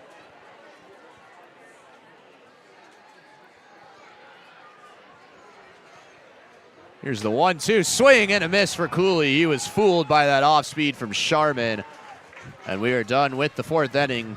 But the Sticks played a run. It was Braden Bartholomew who hit a sac fly, and now the dreaded Crispy race. So Crispy is not 6'4", he's 6'10" on the year, a losing record for Crispy. And Jake Rolling's sister, Devin Rolling, is taking on the Crispy challenge today. Oh boy, here we go. If we can get Jake Cam as well, that'd be hilarious. But we'll see how Crispy does today. Is Devin ready? I think, I mean, it's a bad track record so far, but oh boy. Oh, Crispy quite, yeah, Crispy's moving Crispy well might have this one, I think. Crispy's moving well today. You know what? That's not the worst performance we've seen this summer. By the way, Jackson is now hauling with the mobile camera, and he crosses the finish line. There's Jake Rolling, who despises his sister's performance. No one more disappointed than Jake. That was a classic clip. Yeah, no, Crispy showed up and showed out today. That wasn't even like a bad performance from Devin, I don't think.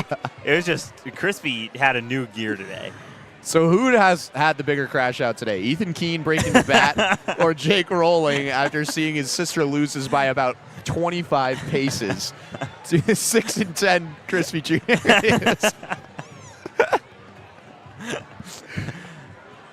That is drama in the Rolling family.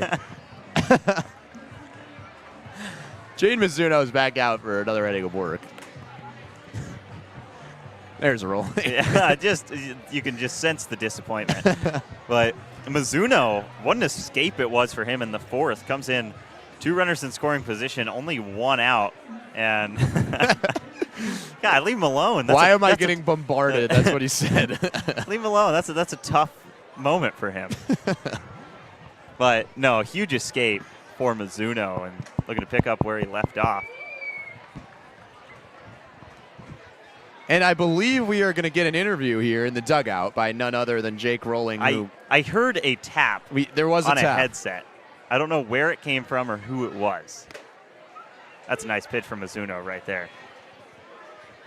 Are they messing with our field mic? Well, we would like to get an interview. Was it a kid? Oh, boy. Oh, wow. We've been fooled up here in the booth. But, wow, that can't. Usually it's right behind home plate. So someone with an eagle eye in the crowd today found our field mic and decided to have a little fun at our expense. It's 2-1 now to Kenny Chai. It's 8, 9, 10 due up for the Dudes. As Mizuno fires in, that'll be ball 3. Mizuno did a fantastic job getting out of trouble back in the fourth. It was second and third with nobody gone, or with 1 gone. He would then strike out Austin Anderson and force a ground out to end the inning from Ethan Keene as that one's in there for strike 2, and the count will fill up. Yeah, and like I said last inning, Mizuno has been really good against the Dudes this year. 6 innings of 1-run ball coming into this game with 6 strikeouts. This one's hit hard, but just foul. Just tailed past the right field line at the last second. And Chai had a nice-looking single back in the third. Hard line drive. It was the first base runner of the game.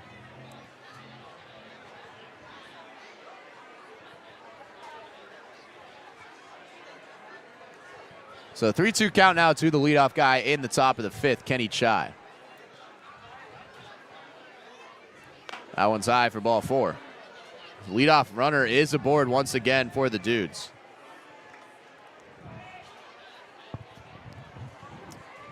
So Mizuno, I mean, worked really well with runners on in the fourth. Didn't really have a choice, but now allows a leadoff runner in the fifth, and those free passes, I mean, obviously plagued the Fish Sticks on Saturday and Monday.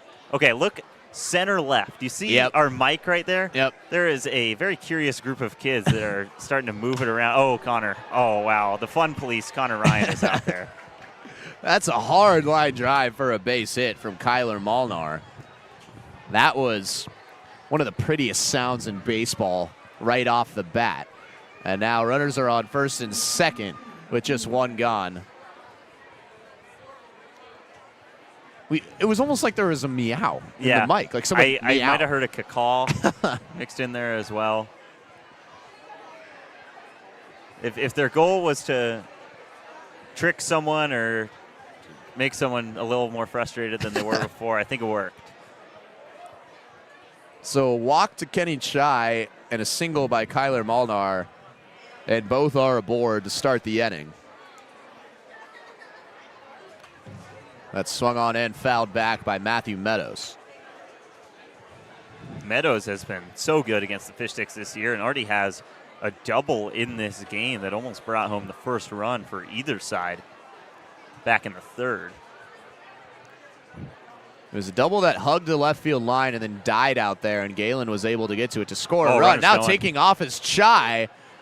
Just perfectly timed that from Jaden Mizuno, and he's over at third base. Mizuno had no idea. The Dudes, not the most aggressive base running team we've seen this season, but that suggested that they know exactly what they're doing. That was perfect. So runners on first and third with nobody gone. And now Meadows has his second base hit of the game, and that'll score a run. So heads up base running from Kenny Chai after that walk. And he comes across, and the Dudes have a 2-1 lead thanks to the second hit of the day from Matthew Meadows. And still nobody out here in the fifth inning. So the Dudes with a chance to really set the pace in this game if they can string together a few more hits, especially with the top of the order right back up for Redmond. So the best batting gloves in all of PIL, Adam Harvey, steps to the plate for the third time today. First pitch swinging out to second base. Vaughn Lowe can't handle it off the tough hop. And now being waves home is Molnar. Lowe, the throw to home. He got him. Great heads-up play from Vaughn Lowe off the mistake. Hellner applies the tag, and that'll be out number 2 at the dish.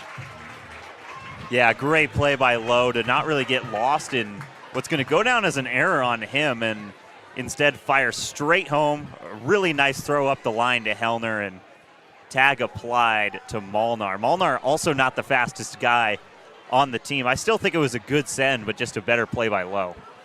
So again, Lowe not a usual at second base. We usually see him on the left side of the infield.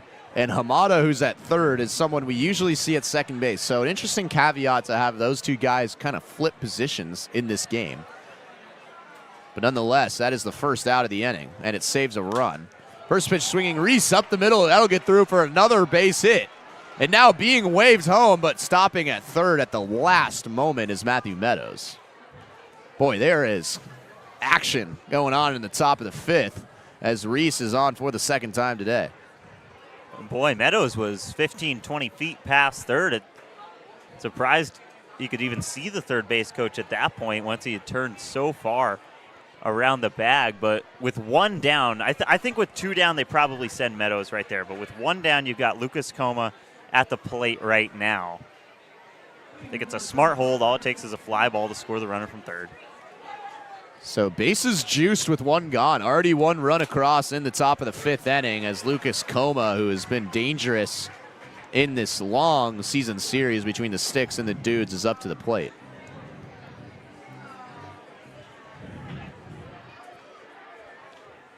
Mizuno got out of the jam in the 4th. This one's blooped towards shallow right field. That'll get down for another base hit. Meadows is in to score. Al Harvey being waved home. His slide is in time. And the Dudes have now put up 3 runs here in the top of the 5th inning. And it's a bloop single from Lucas Coma to score 2 more. And the Dudes are just being so aggressive at the plate right now. We haven't seen an at-bat go deeper than 2-3 pitches in about 4 plate appearances. That one just takes a weird bounce on Sonoy. Can't get the quickest exchange, and really good read by Al Harvey. You know, he's the leadoff hitter for a reason, and slides in safely right there. It's already the 7th hit of the game for Redmond, and now they lead 4-1. 3 runs have come across as Anderson, first pitch swinging, he fouls it off. So Como with a 2-run single, just a bloop out there that gets past Vaughn Lowe. There's still only 1 gone and runners on first and second for Anderson, who singled his last time up off of Isaac Watson's butt. That one is out and away for ball 1. And it's just been night and day for Mizuno. That first inning that he came in quite the jam and just really rolled the Dudes hitters that came up. This time it hasn't been the case.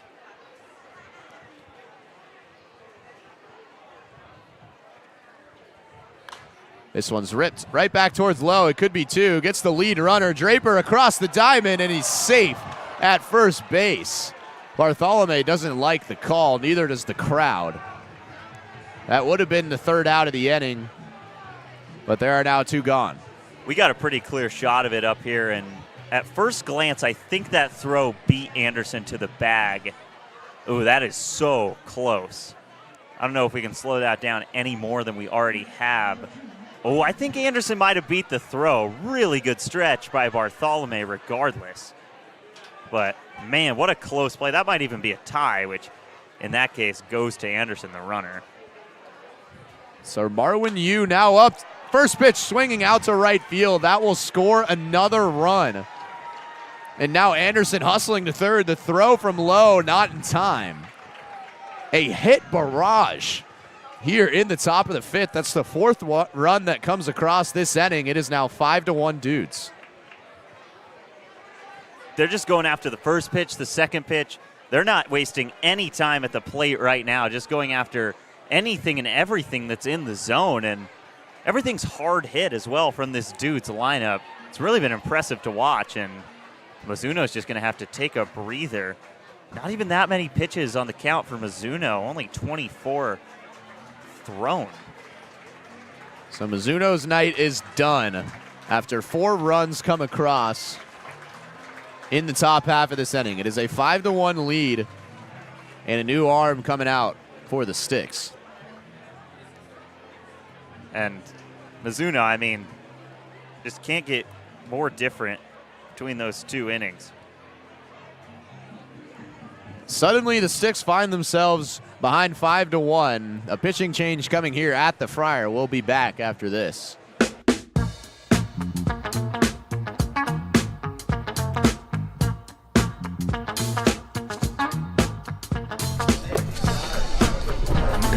Oh, sweet. Thanks, Crispy.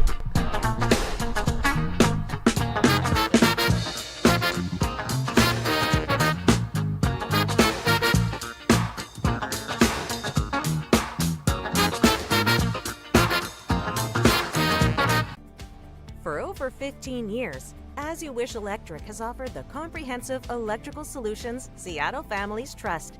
We are proud to announce that we can now also serve your plumbing, heating, and cooling needs. As we grow, we are committed to delivering the same knowledgeable and friendly experience that earned our spot as the region's top-rated electrical company. Contact As You Wish Electric Plumbing, Heating, and Air today to learn more.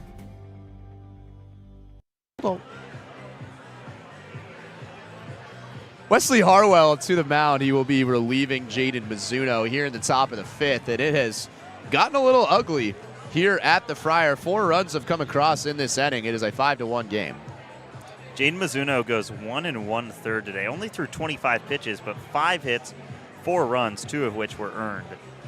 for Mizuno, and now Wesley Harwell comes in. We saw him start the game out in Everett.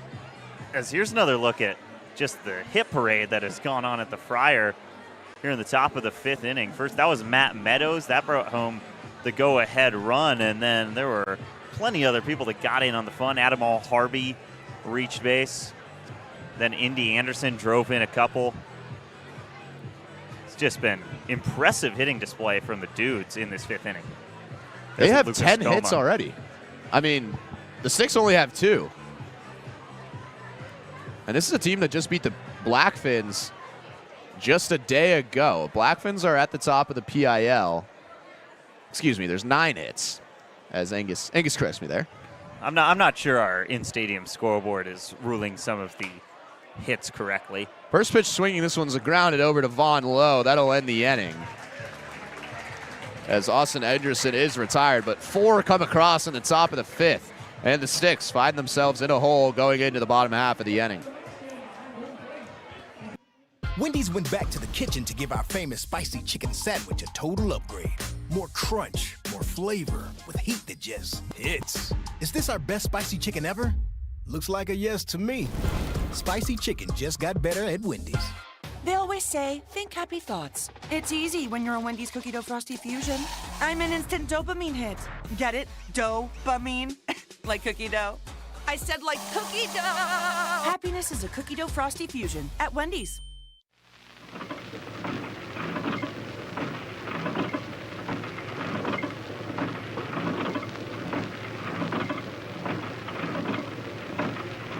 Oh, Audrey, look over there. Where?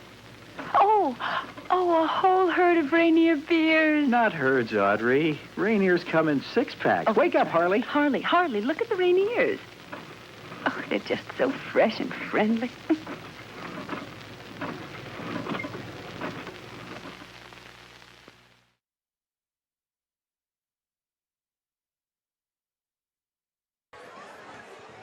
Here in the bottom of the 5th inning at Mel Olson Stadium, Kyle Sweeney and Angus Trengmo with you again tonight on the Fish Sticks Network. And the Dudes have jumped out to tied for their biggest lead of the season against the Fish Sticks. It's 5-1 here in the bottom of the 5th after 4 runs come across in the top half.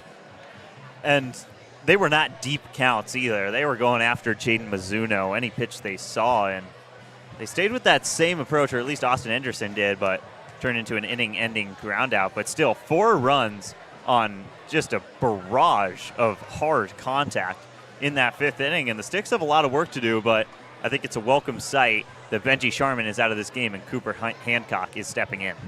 So Hancock took a while to warm up, but Benji Sharman's day, to the delight of the Fish Sticks, has come to an end. He was so good in his 4 innings of work. So does 8, 9, 10 due up. Lowe, Cade Galen, and Jake Daly as the Sticks, who have made a lot of comebacks, and especially here at home at the Friar, are going to have to do another one here tonight. This was the exact score for quite a while in their game on Monday up at Funko Field against the Everett Merchants, and then they scored 4 runs in the 8th inning to battle back in that game, but lost 6-5. It was too little too late on the offensive push. That's ball 1 to Vaughn Lowe. Lowe flew out to right field his first time up back in the 3rd. Kind of a cold streak for Lowe continues, whose average now dips below 220 on the season.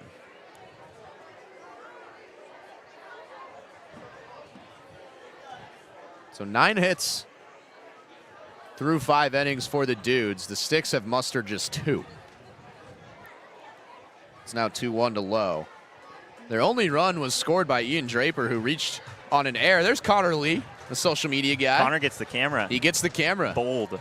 Look at that. From McConna. I'm not sure I'd let him do that. No. Oh, is here this we go. Connor cam? Oh, wow. The honey bucket cam. Horrible shot, There Connor. we go. This is why he's the social media guy and not the cameraman.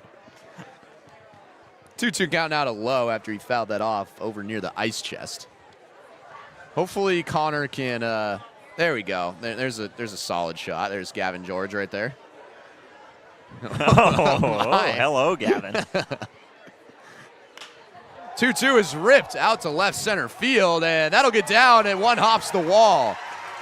Von Lowe hustling over to second base, and he's standing up. He leads off the bottom of the fifth with a double. That's exactly what not only Von Lowe needed to break the slump, but this Sticks team needs to get back into this game. I mean, to this point, or at least to the end of the fourth inning, the Dudes and Fish Sticks were kind of going band for band. It was a call and response game the whole way through, but then an offensive explosion in the top of the fifth gives the Dudes a 4-run lead. Do the Fish Sticks respond to it right now? You've got Cade Galen, who's already got a double in this game. Von Lowe leads off with a double, and you've got Rylan Gullard right around the corner. Cade Galen has been hot over the past week. First pitch swinging. This one's out to center. Reese will be under it low, not going to tag up from second base. And what that a was throw. a great decision because Reese would have gunned him down with ease. But that's the first out of the inning. Boy, that throw was right on the numbers to Lucas Coma at third. Just an absolute gun on one hop from Reese. And that'll bring up Jake Daly. I think Daly's an important base runner right here because you want Gullard to come up, obviously, with as many base runners as possible, but also two-out situation just hasn't really gone the Fish Sticks' way recently. Nicely done by Marwin Yu behind the dish to keep that in front of him for ball one. Daly, another guy that's been struggling for this team. He is now below or right at 190 on the season. He grounded out to the third baseman Lucas Coma his last time up, which stranded Cade Galen at third base. Swinging here right into the Dudes' dugout. Someone's bag caught it in there. It might have. Oh, there we go. Might have almost hit Ethan Keene's unsalvageable bat in the Dudes' dugout. That's Jackson, who's usually behind the mobile camera, stretching out Noah Kuhn. It's not what I expected to say on the broadcast today.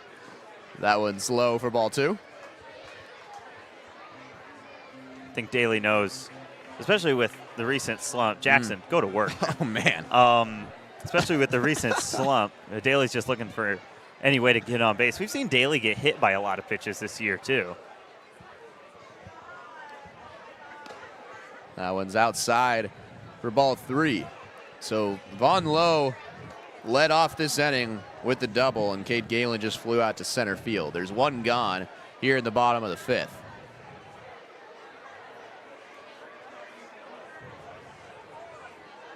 Cooper Hancock's first inning of work. He delivers. That one's fouled off. And the count will fill up now for Jake Daly. And the Sticks, it would be really nice to get a response in this game. They waited until the eighth to have their response, and of course they ended up tying that game, but it would have helped to have a run in the fifth or the sixth to give them the lead because Everett instantly responded right back with a walk-off. Daly hits this in the air. It should stay in the infield. It's kind of a weird ball, and Al Harvey calls everyone off. The entire infield was charging in at that one, but Al Harvey makes the play for out number two. Yeah, you said it best. It was a weird ball in a weird place right behind the pitcher's mound where it's not really decided who covers that part of the field, but good on Al Harvey to kind of get the ducks in a row in that play and make that play. And Al Harvey, a primary outfielder, kind of reaching into his outfielder bag right there.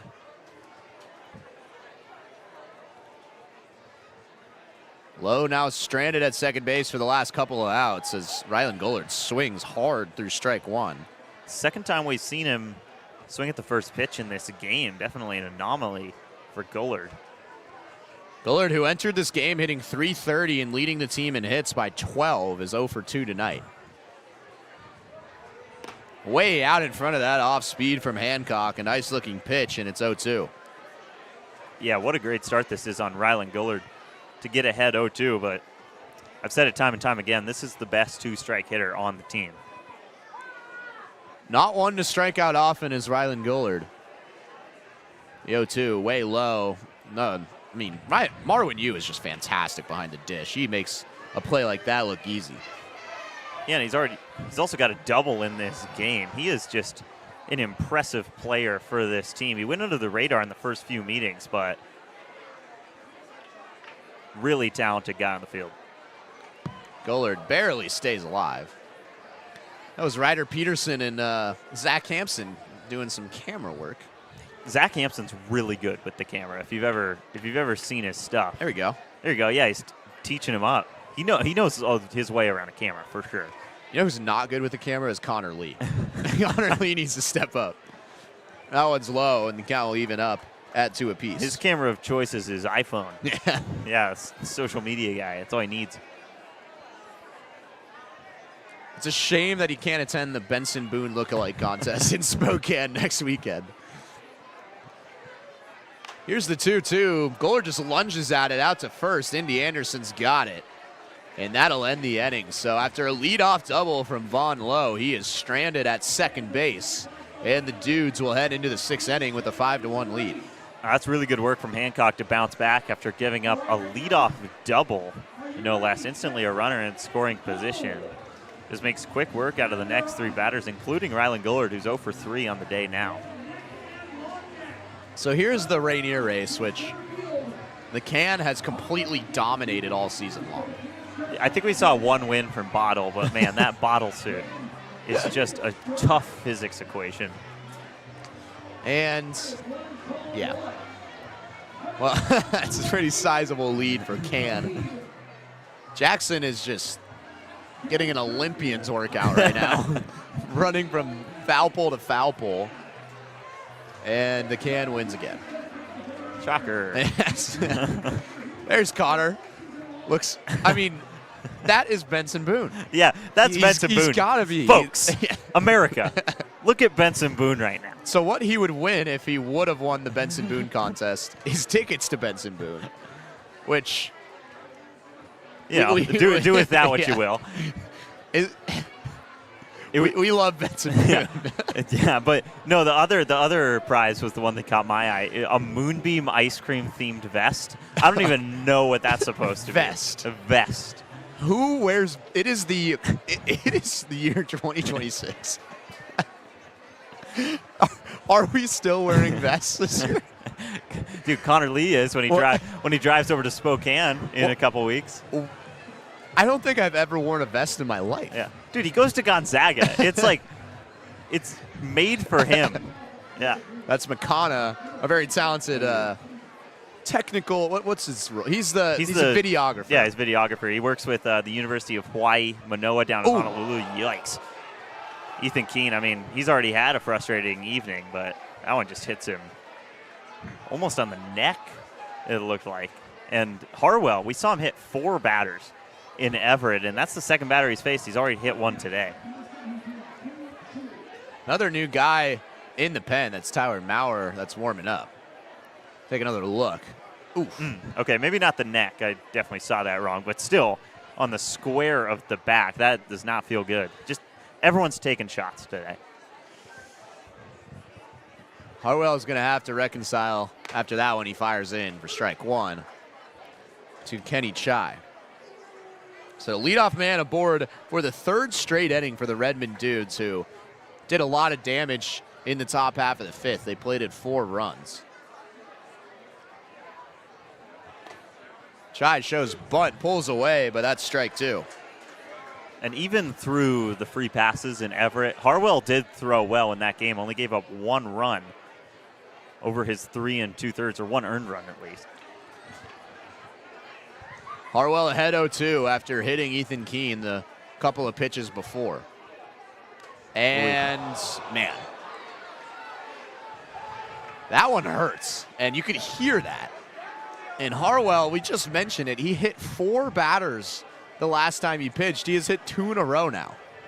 And that was an audible hit. That's right above the elbow guard, too, so it doesn't really hit anything that's covered up.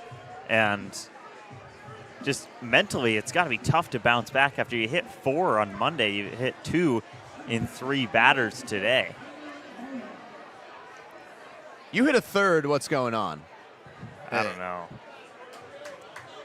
And unfortunately, one of the biggest guys in the lineup, Kyler Malner, is now up for the Dudes. 2 straight hit by pitches, and he goes the off speed and finds the zone for strike 1 against Malner. Melner singled his last time up just last inning in the 5th, but was gunned down at home trying to advance on a Von Lowe error, where Lowe just picked up the ball, fired to home plate, and Hellner applied a nice tag. Speaking of Lowe, Tyler Eisenhunt has taken Lowe's spot over at second base. And that is the primary position for Tyler Eisenhunt. We haven't seen too much of Lowe at second base this year. It's not foreign for him, but Eisenhunt is a primary second baseman, and he's been hitting with the bat really well. Noah Kung also at third base, replacing Alex Hamada. Jaden Palacios out in right field. That's the first time we've seen him in the field this year. Good stop by Hellner on that off speed to keep it in front of him. Rodrigo Montano makes his way into left field, so changes all around for the Sticks here in the 6th. 1-2 count. First 2 base runners are on via the hit by pitch from Harwell. He was ahead in the count to Kenny Chai before hitting him. And that one's outside for ball 2. Hellner has done a really good job behind the plate, as has Marwin Yu for the Dudes. The Dudes is with a sizable lead here in the top of the 6th. Again, the Fish Sticks are 4-1 against the Dudes this season. In danger of dropping their 3rd straight game in PIL play, and that one's low for ball 3. That does come with a caveat, as this game does not count towards the PIL ranking, or the PIL standings, excuse me. But it would still be a really nice win to get, especially since you've got 2 back-to-back PIL games coming up this weekend against the Northwest Honkers tomorrow and the league-leading Studs on Sunday down at Puget Sound. And that one's low for ball 4. So 3 free base runners to start the inning for Wesley Harwell, who had these issues in his last outing. 2 hit by pitches and a walk, and the bases are loaded with nobody gone. Yeah, and this is not how the Dudes got their runs in last inning. It was a bunch of hits off Jaden Mizuno. Right now they're staying patient at the plate and getting on however they can. But Matt Meadows is the last guy you want up. Even though he's last in the lineup, he has been so good against the Sticks this year. RBI single last inning. He takes that one for strike 1. He also doubled back in the 3rd. So he's 2 for 2 with a double and an RBI. He scored the first of 4 runs in the top of the 5th. There's Connor. He's getting a lot of airtime today. Staff day on the on the broadcast. And that one's low. It's a 1-1 count. To be honest, I'm not sure Redmond's swinging anything until they get into a 2-strike count right now, especially with Harwell starting with 2 hit by pitches followed by a walk. They seem pretty content with just letting anything go. They've shown that they've had the ability to hit the ball today. They have 9 hits already. And that one's way outside for ball 2.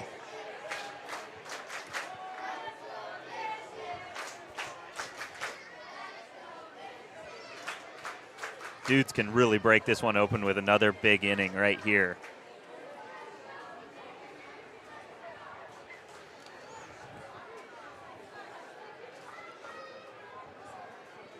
That one nearly hits Meadows. That would have been the 3rd hit by pitch this inning, and now it's a 3-1 count. That would have just been crazy to see another hit batter, and if Meadows didn't move out of the way, that would have caught him right on the hip. That's a pretty thin part of the body as well. That would have hurt, but 3-1, can't expect him to swing at anything right here. Still nobody gone. 2 hit by pitches and a walk by Wesley Harwell, and the bases are loaded here in the top of the 6th. That one does find the zone. The count fills up. Even in a 3-2 count, as Maurer is ready to go over there by the King County Metro water taxi, but even in a full count, I think Meadows will be waiting for anything down the middle, and if it's around the corners or out, he's probably not swinging at it. Here's the payoff from Harwell, swinging over to 3rd. Coong's going to grab it and just throw to 1st, so a run will come across. Meadows has his 2nd RBI of the game, and it is 6-1 Dudes. Probably would have been ball 4. That pitch was tailing high on the fastball, and he goes after it, some weak contact. And a nice read from Kung. Also a nice read from Harwell to leave it, because that's a much easier play for Kung over at third base. But another run comes in, and the Dudes extend their lead. This has been an impressive hitting display from the Dudes in a lot of different facets in the past couple innings. Back to the top of the lineup, Al Harvey, first pitch swinging, out to shallow right field, and that's going to get down for a base hit. Kenny Chai, who was staying at third base, he thought that might have been an out. He comes around to score. Al Harvey an RBI single, and it is 7-1 Dudes.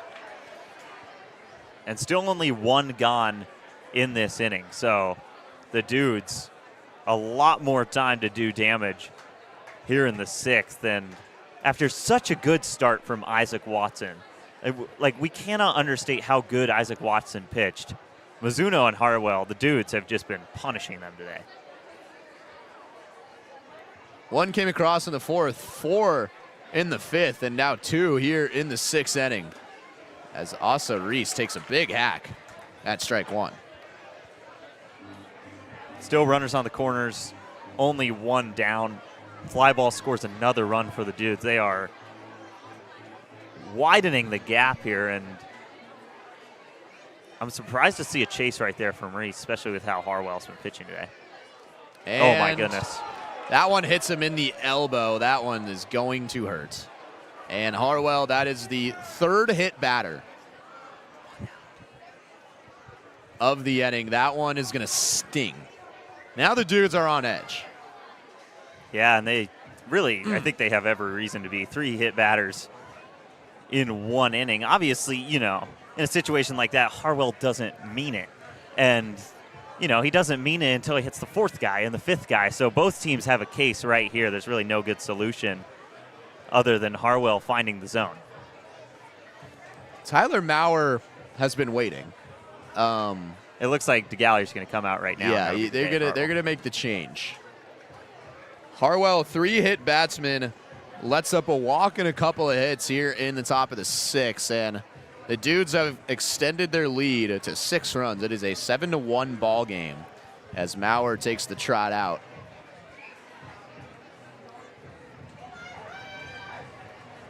Still only 1 gone, so this is a tough spot for Maurer with the bags packed.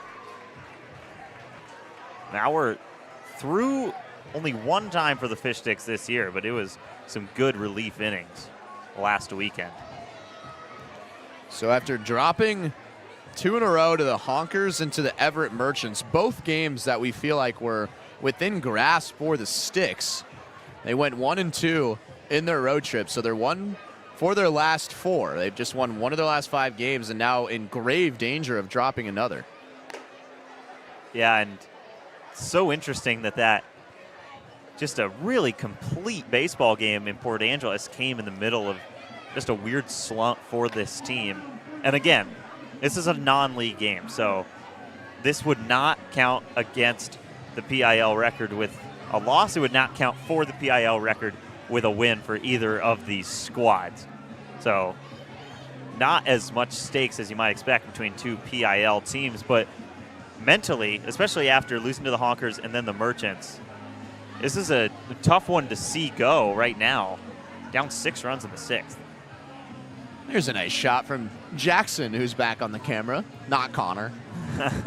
Connor wouldn't be able to do that. No. The sun is setting here. It's shining right in Jackson's face.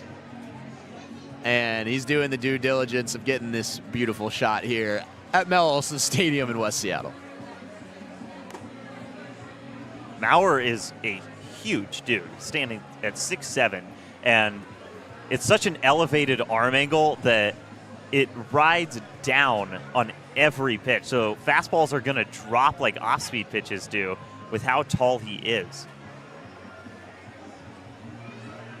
Lucas Coma up to the plate with 1 gone, and the bases loaded. Wesley Harwell could not get any control into the strike zone. He hits 3 batters, he walks 1, he lets up a couple of hits. After 4 runs in the top of the 5th for the Dudes, they've plated 2 already here in the top of the 6th. It's a 7-1 lead, but they're not done yet.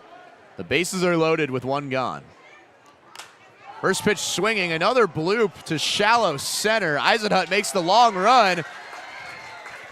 And faking to go home was Malnar over there, but nice play by Eisenhut to make the long run for out number 2. Yeah, calls off Draper with some purpose out there, and like you said, it looked like Malnar might break for home and he would have been dead in the water, but still bases loaded, 2 down. That's a nice out for Maurer right there, but a tough task with Indy Anderson coming out. Now 2 down. Anderson has been really good in today's game, including a single that ricocheted off Isaac Watson's butt. And Isaac Watson's great start has now been overshadowed by more troubles in the bullpen for the Fish Sticks.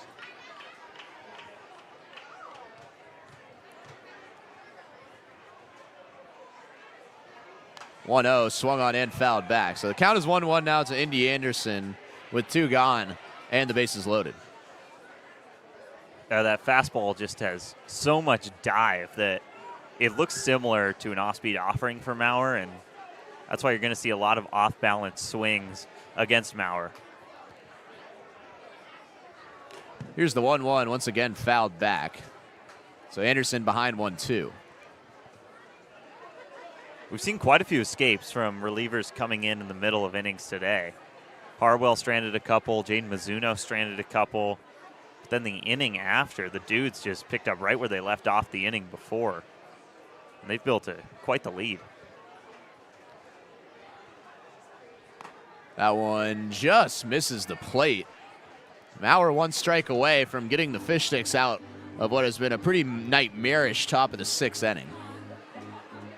That's a good pitch as well. It's well located, just misses a touch inside. 2-2 count now to Indy Anderson. Has a chance to blow this game wide open. It's a dribbler over to second base. Tough play for Eisenhut. He fires over to Bartholome and gets him in time. 2 more runs come across in the top of the 6th. It's a 7-1 lead for the Dudes here at the Friar.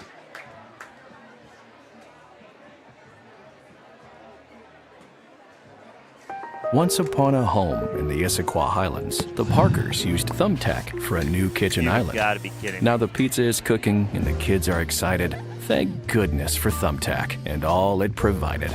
Start your home story on Thumbtack.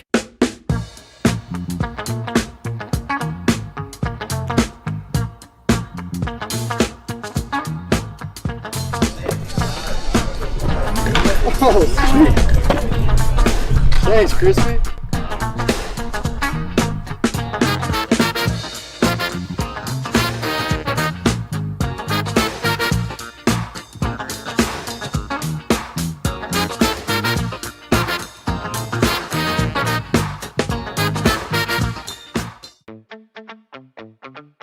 You ever wonder how Crispy gets to the Friar for games? He uses King County Metro's Rapid Ride H-Line.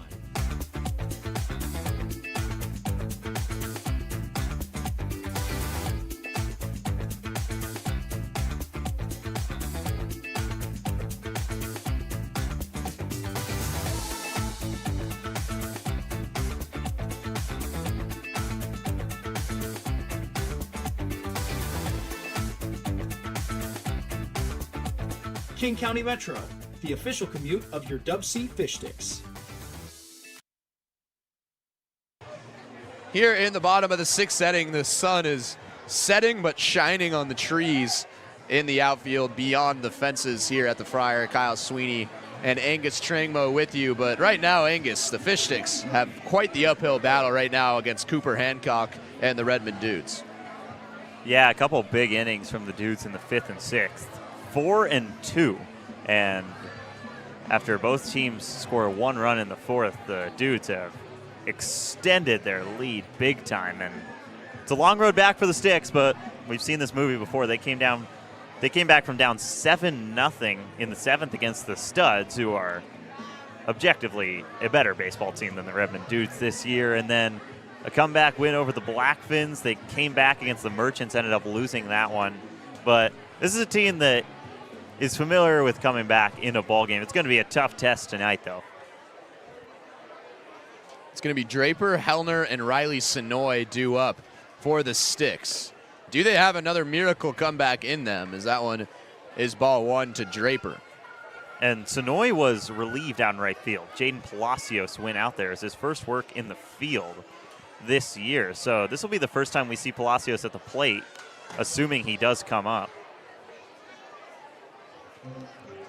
Fouled back. Now 1-1 count to Ian Draper. This is a guy you want up in this situation based on how he's started the season. He has been just a machine at getting on base. Draper was down playing with the Corvallis Knights of the West Coast League and came up, joined the Fish Sticks, and it's been a welcome sight in the lineup. Again, former Washington Husky now going down south to join the Portland Pilots. Look at that sky. That is beautiful. There is soccer going on that field seemingly every night as well. It's such a cool thing to see. That field is just behind where we're sitting in the Friar. It's just behind the first base line. And you're correct. If you want to go play soccer literally anywhere, I swear it's 24/7. They'll keep the lights on pretty late as well. We've gotten out of here at the wee hours, and they're still playing. This one's hit well into left field by Draper. Matt Meadows making the long run, and he'll make the snag for the first out here in the bottom of the 6th. Pretty well struck. The wind has died down, which did Draper no favors, and that just stands up in front of the warning track. Meadows, a nice play out there, and Matt Meadows is one of the guys on this Dudes team. This team is ranked last in the PIL right now with a 5-14 league record, but I don't think that translates to the talent that this team has. There are a lot of solid ball players on this lineup. Hellner, first pitch swinging, almost took out Rodrigo Montano. So it looks like Montano will hit in Sonoy's spot, and then Palacios will likely hit in Cade Galen's spot because Galen came out for Rodrigo Montano in left field. Just a lot of gymnastics on the lineup card, which is normal for the Fish Sticks. 0-1. Hellner takes a big rip out to center field, but just missed it as Asa Reese makes the grab quickly, 2 down. He was looking at Kent Washington on that one. That was a huge cut. And like you said, just missed it. Got under it just a little bit, and it backspun right to Asa Reese out in center field. But if he barrels that up, that is into the tree line. You know your geography. I do. Out to Kent. I'm very proud of that, too. That is ball 1 to Rodrigo Montano, who we saw in yesterday's game against the Bellingham Bells. So quickly 2 down, and Montano swings and fouls it back. The count will even out at 1 apiece. I believe Tacoma's out in right field. Is that correct? Yes. You might have to curl it around the pole a little bit to get to Tacoma, but I believe that would be a fair ball. Montano takes a look. That's inside for a 2-1 count. Montano was the hero against the Seattle Studs now a week and a day ago in that miraculous comeback. A base hit up the middle in the bottom of the 8th inning that gave the Sticks the lead. This one's dribbled over to second, and the throw is made. The Dudes, man, they are cruising right now. They held a 7-1 lead going into the top of the 7th inning. As Tyler Maurer comes back out for the 7th inning, I mean, ever since that 5th inning started, it has been all Dudes. And I think you put it best. It looks like they're on cruise control right now. In specific, Cooper Hancock has done great out of the pen. The Dudes, we've seen struggles out of this bullpen this year already. We've seen 2 walk-offs for the Fish Sticks against the Dudes this summer, and that has not been the case with their arms today. So this is the thumbtack race. We have seen a lot of interesting stuff go down in this one this year. I would not like anyone to blow through the fence today. Too many people. The formula is usually that we pull people straight from the ice chest, and by now, obviously, we're going into the 7th inning, so a couple of IPAs might be down at this point. Ooh, quiz. What's it stand for? India Pale Ale. Oh, yes, we learn something new every day on the Fish Sticks Network. Oh, why are they sending the guy back? Oh, he forgot his bucket. He forgot the bucket. Rookie error. Rookie error in the thumbtack relay race. Oh, here we go. Oh, the painters have just left Yeah. the door wide open, though. This is a who wants it less Yeah. race. Who wants it less?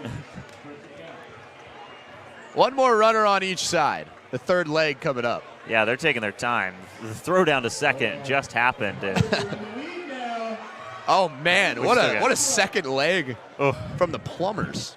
I mean, I think it was more what a second leg from the painters. That took forever. Will anyone crash into the picket fence this time? I don't know. I don't think it's going to be that close. It looks like the Plumbers Uh-oh. have some ground. As a matter of fact, Tyler Maurer is now waiting, and This so is is- Marwin Yu. the painters. Dang, what a choke. What a choke by the Plumbers. Wow, that was not our best thumbtack relay race of the year. That was pretty slow. Tyler Maurer has been waiting on the mound for about a minute. Now everyone's quickly clearing off the field. Not as bad as the fish stick eating contest, which by the way, okay, so you say watermelon cubes is your... Yes. I think I could eat McDoubles faster than anyone on planet Earth. and then you'd have to be picked up and Yeah. moved off the field after eating Have you seen X amount of McDoubles. like that Peter Griffin clip where he's like taken up by the trailer and like tried to smash out the door? That would be me after eating probably 20 McDoubles in one sitting in about 1 minute. Yeah. How many McDoubles do you think you could put down in one sitting? In one sitting? One sitting. And like it's not timed or anything? No, Like, no, I just you can work at my own pace? Just work. Empty stomach, like 8? 8? Yeah. That's rookie numbers. That one's It down is. the line, and Marwin Yu, who had to wait for a while for the thumbtack race to finish up, is headed to second base with a leadoff double. Another great piece of hitting by Marwin Yu, who's been showing off at the dish and behind the plate today. Yeah, you kind of just slid right over the bag. You can see him smiling, and he just took a couple bumps on the way in the second base, but just another great piece of hitting from him. And this is a guy that's played on the Chinese Taipei national team at the youth level, and so much talent both with the bat and with the glove behind the plate. He has impressed the heck out of me, and I'm sure Kyle as well, in this season series. He's now 2 for 3 with a couple of doubles and an RBI ground out is Marwin Yu. But could Marwin Yu out-eat Angus Trangmo at a McDoubles eating contest? Probably. That's the question. Probably good. I think I could say without a doubt that I'm washing him. And pretty much everyone here. Maybe we'll have to set it up. No, I'll call in and get that day off. Dave's doubles.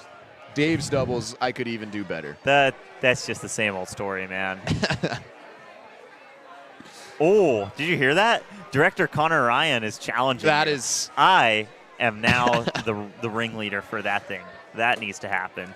It would cause some health issues, but I think I could easily put down 15 to 16 McDoubles in one sitting. Yeah. Now Connor's offered me $100 to see if I can put down 15 McDoubles. I think that's our monthly pay. Yeah. This one's into left field. That's another base hit. Marwin Yu will stay at third. A great piece of hitting. Once again by this lineup. That time it's Austin Enderson who is aboard. This is so impressive from the Dudes, and we've seen a few games where they've been able to put quite a few runs across the plate, but this is unlike anything we've seen. That was hit number 12 for the Dudes today, and we're only in the seventh inning. There's still no one out, and a weird pattern. So Jaden Mizuno comes in, gets out of the fourth unscathed, strands a couple, and then doesn't have a great fifth inning. And then Wesley Harwell comes in, gets out of the fifth clean, and then doesn't have a great sixth inning. Then Tyler Maurer comes in, gets out of the sixth, and now the seventh, although he hasn't given up a run yet, not going his way so far. That one's fouled back by Ethan Keane, who is using a different bat than he started today with. He cleanly snapped his bat on the first try down the first base line. I believe it was the fourth inning. That was it was an impressive display of strength, I must say. We saw Jordan Singleton snap his bat for the Northwest Honkers. It took him 2 tries, and he was a big dude. Yeah, I wasn't expecting that out of Ethan Keene, to be honest. It was impressive. It just snapped right in half. That one's upstairs for ball 2. It's a 2-1 count now to Keene. That's a good watch, and that's just a microcosm of how the Redmond Dudes have had such a good day at the plate. Really nice discipline, and then when they do get their pitch, they're barreling it up more often than not. Keene was hit by a pitch, the first of 3 to be hit by a pitch last inning by Wesley Harwell, as that one's fouled out of play. He's also struck out and grounded out to first in the 3rd and the 4th innings. So nobody gone. Marwin Yu a leadoff double, and Austin Enderson with the single to follow that up. It's 1st and 3rd. That one's low, and the count will fill up. Control right now is the issues for the Fish Sticks pitchers. It's what plagued them last week in those losses to the Honkers and earlier this week to the Merchants. Well, it's a good thing Tyler Maurer controlled that throwback to the mound from Evan Hellner, because if that got by Maurer, Marwin Yu was going to score easily.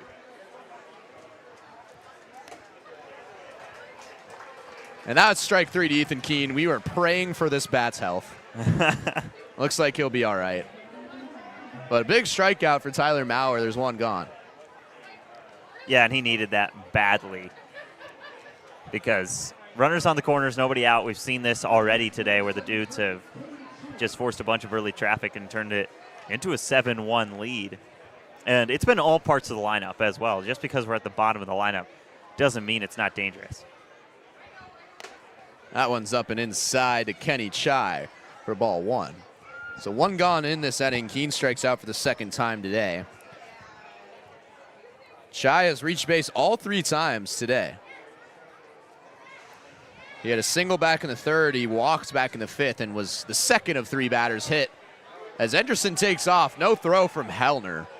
And now it's 2nd and 3rd with 1 gone. I think Maurer got a gift right there. The Dudes dugout was up in arms about that strike call, and it did look like it missed a little low, but with the runner moving, Maurer gets the call. So on deck is Kyler Malner, who just trotted from the bullpen and is going to take his place in the on-deck circle. Don't see that very often. No, you do not, and Malner DHing today, so obviously he's been able to hang out over there in the bullpen while the Dudes are in the field, but didn't get much time with the Dudes in the field. It was a quick 6th inning. Here's the 2-1 from Maurer. This one's popped up into shallow right field. Who's going to get it? Tyler Eisenhut's got it. He whips around quickly. We've seen a couple of pop flies go to the outfield that Eisenhut has been able to track down nicely. That's out number 2. And he only just came in that 6th inning, but already putting together a really good reel defensively in this game. We haven't even seen him at the plate, and he's already got 3 nice plays, including a couple that got Maurer out of the 6th inning clean. 2 down now to the guy who was just in the bullpen, Kyler Malner. So we might see him next inning. Right now he's got an opportunity to pad the lead. That one is low for ball 1. That's where Hellner was set up, and Maurer got that call against Kenny Chu just 1 batter ago. The Dudes have scored in each of the last 3 innings. It was 1 in the 4th, 4 in the 5th, and 2 in the 6th. Threatening once again, as that is upstairs for ball 2. And you've got Matthew Meadows on deck as well, if you're Redmond, one of the hottest hitters in this lineup, and kind of the Fish Sticks killer this season series. 12 hits and 7 runs across for the Dudes. This one's chopped. Over to Noah Kuhn. A tough play. He makes the grab and over to first base for out number 3. Great play by Noah Kuhn. And Tyler Maurer, after all that, comes away unscathed. Here's another look. That's smooth from Noah Kuhn over there in the corner, and 1 hop right into the mid of Bartholomew. Fish Sticks have a long road back at the stretch. Once upon a home in the Issaquah Highlands, the Parkers used Thumbtack for a new kitchen island. Now the pizza is cooking and the kids are excited. Thank goodness for Thumbtack and all it provided. Start your home story on Thumbtack. Wendy's went back to the kitchen to give our famous spicy chicken sandwich a total upgrade. More crunch, more flavor, with heat that just hits. Is this our best spicy chicken ever? Looks like a yes to me. Spicy chicken just got better at Wendy's. They always say, think happy thoughts. It's easy when you're a Wendy's cookie dough frosty fusion. I'm an instant dopamine hit. Get it? Dope-amine? Like cookie dough. I said like cookie dough! Happiness is a cookie dough frosty fusion at Wendy's.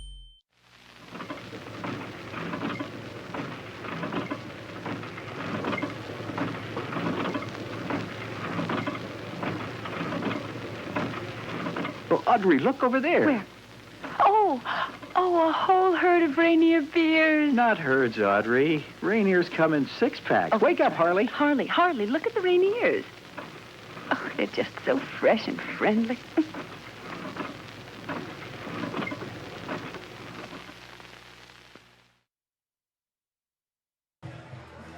Back here for the bottom of the 7th, and as we expected, Kyler Malner, who made his way from the bullpen to the on-deck circle and then recorded the last out of the inning at the plate, is now at the mound to pitch. Yeah, one of the bigger guys on this team, Kyler Malner, comes in, and he's got quite the bar to reach as well with how Benji Sharman started this game and Cooper Hancock continued it. Six runs, a 1-run ball, and that run's not even earned. It was Ian Draper who reached on an error by the shortstop, Hal Harvey.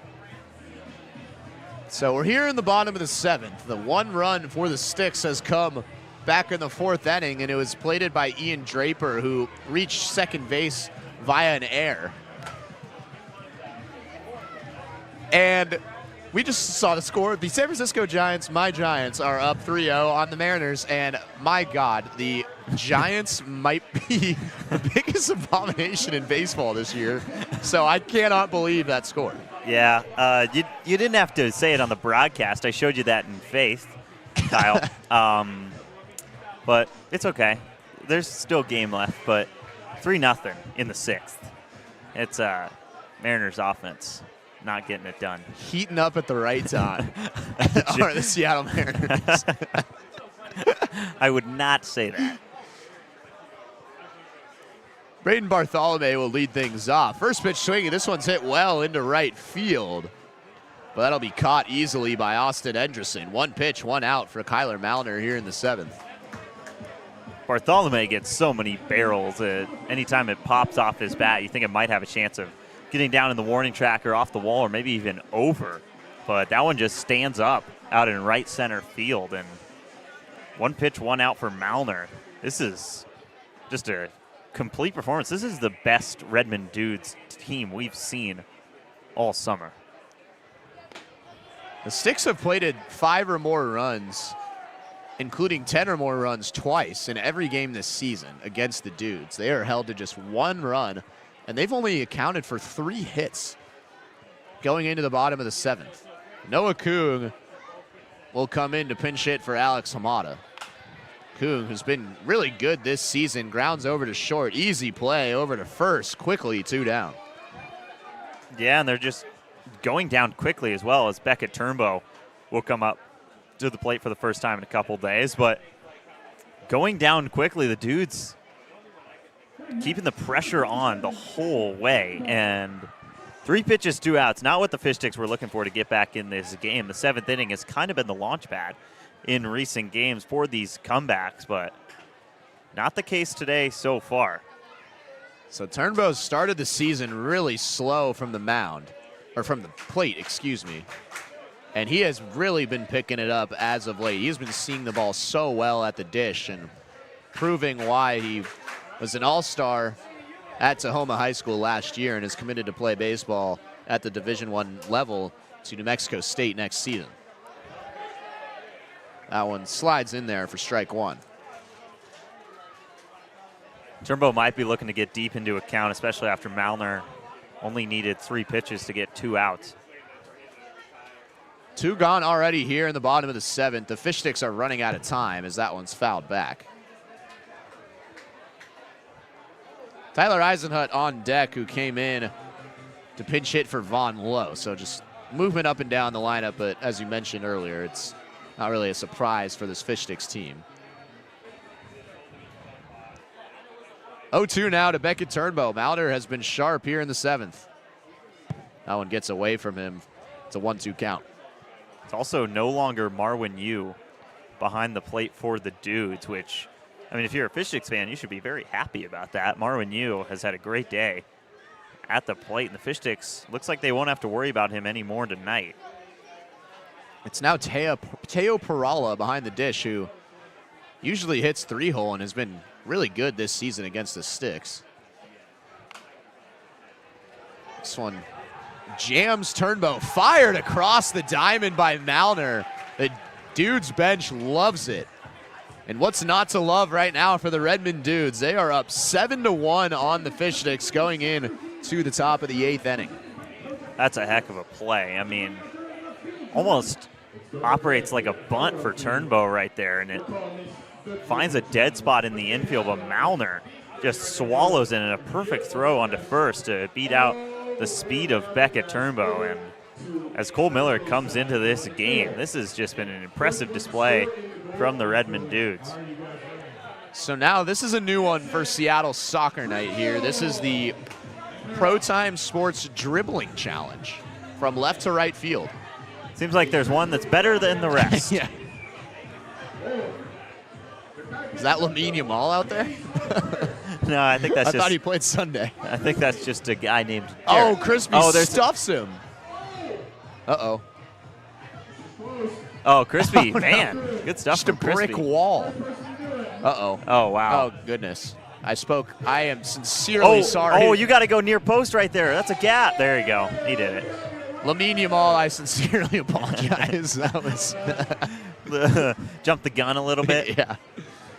Again, I think 3-2 Argentina on Sunday. What's your final score There prediction? is just no way Spain gives up 3 goals. 1-0 Spain.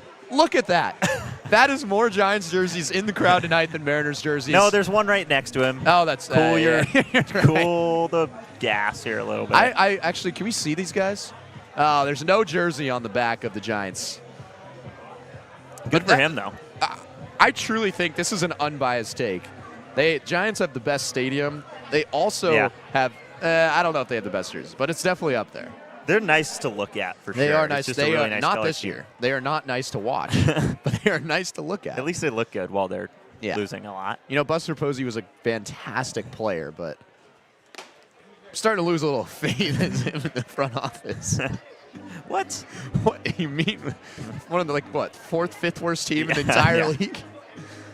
Some of the worst contracts in baseball, and just a thrill to watch. So fun to watch the Giants operate on a daily basis. This one's chopped over. It could be trouble, and it is. Austin Meadows, have a day. Matthew Meadows, excuse me, have a day. His 3rd hit of the afternoon. He also has 2 RBIs to go with it. Leadoff man aboard once again. Austin Meadows played for the Rays for a few years. Is that guy getting Mariners tickets? Do not do that. No. Don't. No. Oh, he is. No need for that. No need for that. Oh. Dude, you've got the fryer right in front of you. Why are you doing Mariners tickets? You got the Fish Sticks right in town. All right, I'm a Rockies and a Giants fan. Whew. So it's pretty rough. The Rockies lost to the Reds today. Nice. Which the Reds will come here to Seattle next week. We might be in attendance for that one. Yeah, that'd be pretty cool. So, this is a tough choice. I think the best choice here is to leave Ticketmaster and go to gofishsticks.com. It's a great option. At least the Rockies and the Giants play at beautiful ballparks. They do. And T-Mobile Park is great. This is a pinch hitter. This is Xavier Espindola now in for Adam Al-Harbi. So Al-Harbi's night is done. We've seen Espindola quite a bit against the Fish Sticks this year, but coming in for Al-Harbi, the Dude's taking out quite a few mainstay guys in the lineup. This one's hit well to left field. Rodrigo Montano is under it. That one was way up in the air, but that'll be the first out of the inning. Yeah, and Cole Miller, it's one of the weirder cases in the bullpen. He gives up a lot of base runners, but just a wonderful escape artist. He's worked it to an ERA of 2.86, one of the best ERAs in the entire pen this summer. And a leadoff runner in Matt Meadows, but gets an out. Oh, goodness. The Mariners fans are now combining. Yeah, you shouldn't have said anything, man. We're in Seattle. I don't have anything against the Mariners. Yeah. But I do have something against the Seahawks as a Niners fan, as that is strike that. one. You know what's funny? I was golfing earlier today. Uh-huh. Sounds about right. I find a ball, and it's like, oh, that's pretty cool colored. It was like a green and turquoise colored ball. Mm-hmm. I find out it's a Seahawks ball. Yeah. And that one was tossed promptly into the woods. So apologize for that one. But that's just, there's Ryder Peterson. Looks like he's about to work on his throw-ins over there. Okay. But better than Pajemski already. Put him in the lineup. That's not very nice to Ryder Peterson. You're right. My bad, Ryder. That is an insult.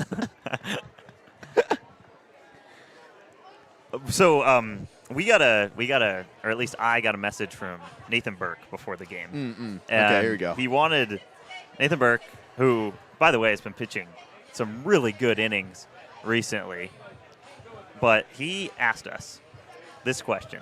Okay. We have a road trip to whatever road city. We've been to a lot. We've been to quite a few. What 4 Fish Sticks players or coaches would you bring with you in your van and why? It's a tough one. So we had Nupfer and Isaac Watson in our car back from Port Angeles. Great options. Good vibes. Cole Miller, great guy too. Yeah. I don't know. That's up to you. I'm just thinking it over. I have to go Jake Rowling and Cole Nupfer just because I live with them. Right. And That's an easy one. That's too. that's just a nice connection that I have.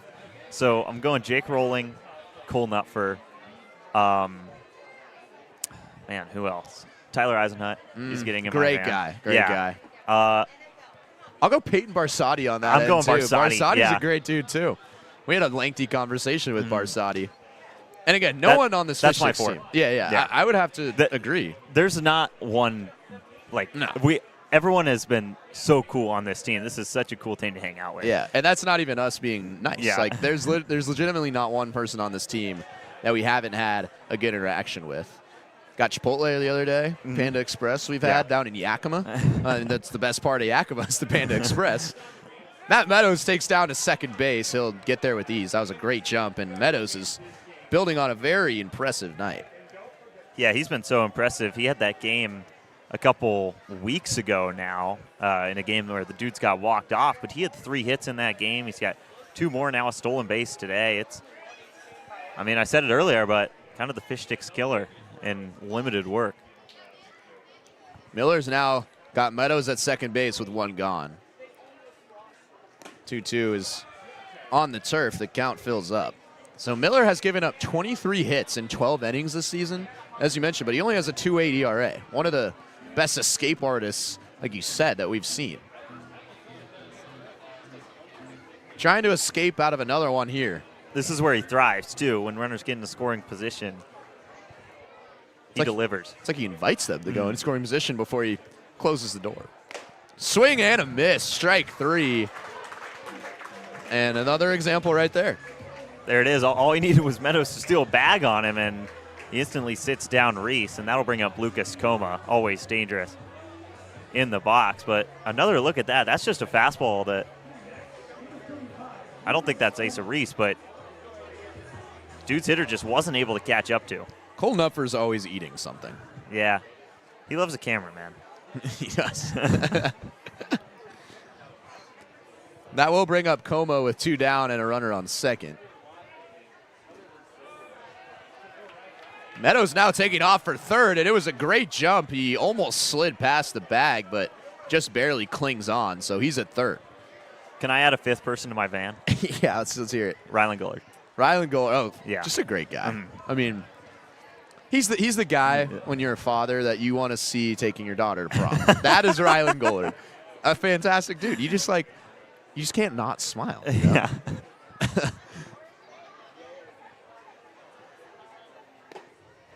That one gets away from Hellner and bounces right to Miller, and that's going to score a run. Boy, that just popped right out of the glove of Evan Hellner, who tried to frame it with the momentum going back with the glove towards Cole Miller. It just popped right out.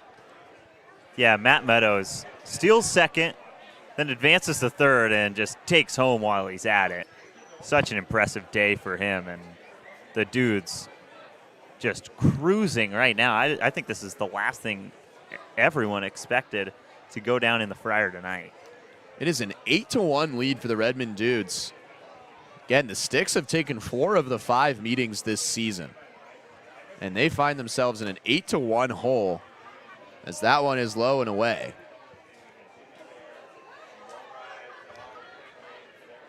So 3-0 now to Lucas Coma with 2 down.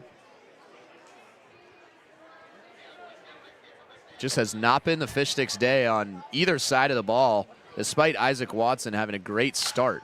This one's hit well out to center field. That was on a 3-0 count. Gollard tracks back to make the grab.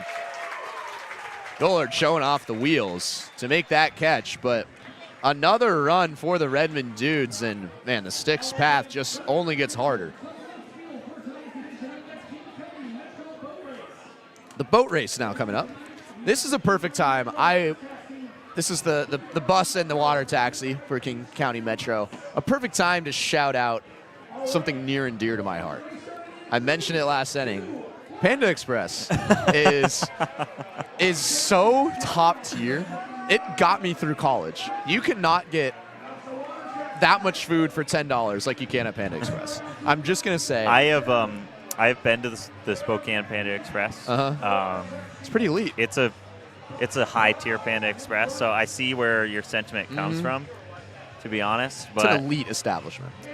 Yeah, Panda's pretty sweet. I had one in my dorm building down in Phoenix. It was pretty awesome. Just take my money. Yeah. Take every cent I own. The orange chicken. Oh. Yeah, it's pretty amazing. It's to die for. Like, that might be number one. Rare win for Bus tonight. There we go.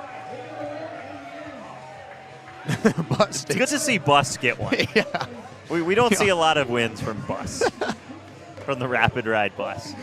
I'll take a bus to Panda Express right after this game. Yeah, I'm sure you would.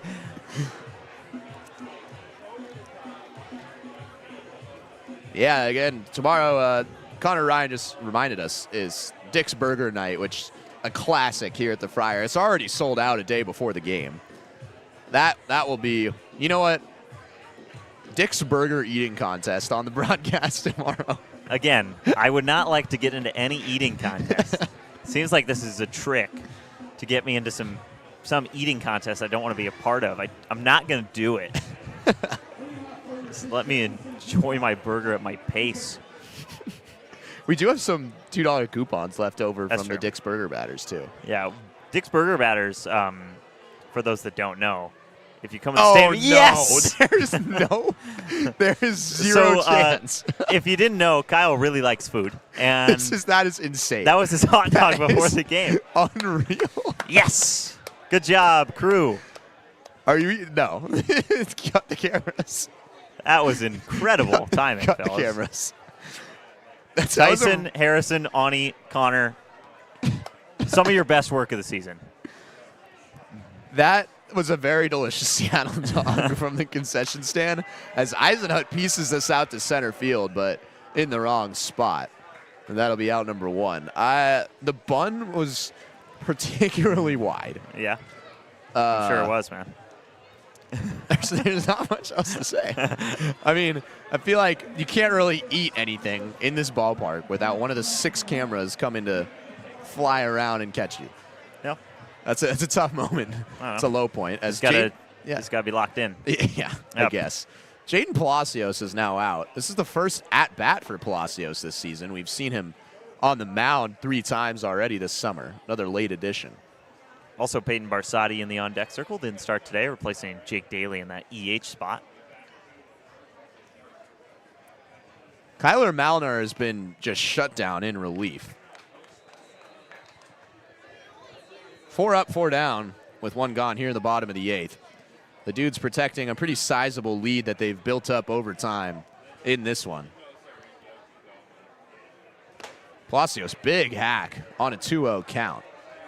Hitters County got his pitch for sure, and just a little bit early on it.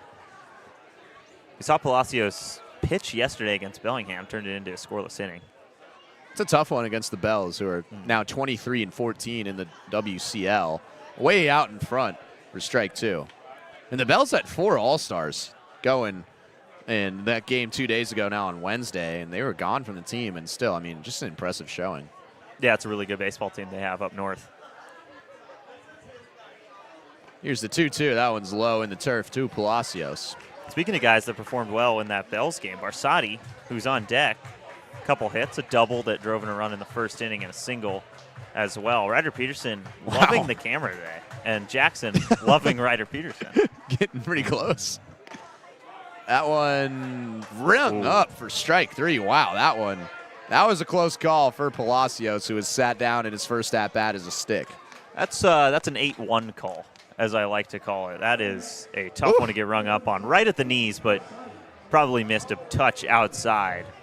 Either way, he sat down. That's a tough way to start the year at the plate for a guy like Palacios. Obviously, no plate appearances yet this year.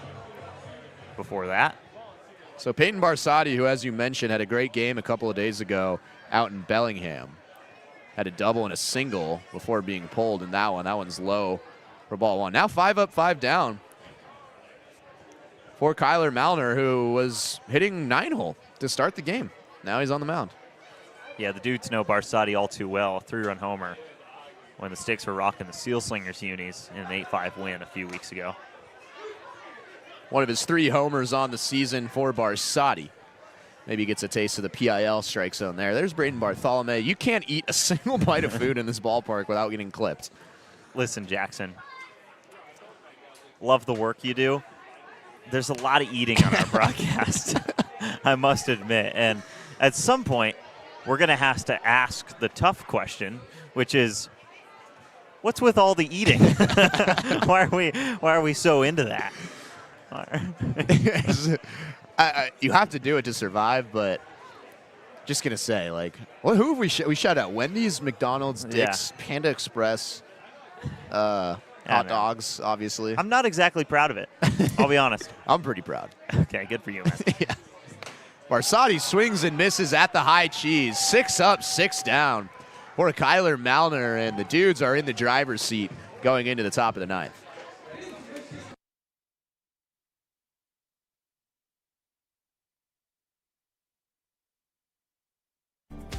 For over 15 years, As You Wish Electric has offered the comprehensive electrical solutions Seattle families trust. We are proud to announce that we can now also serve your plumbing, heating, and cooling needs.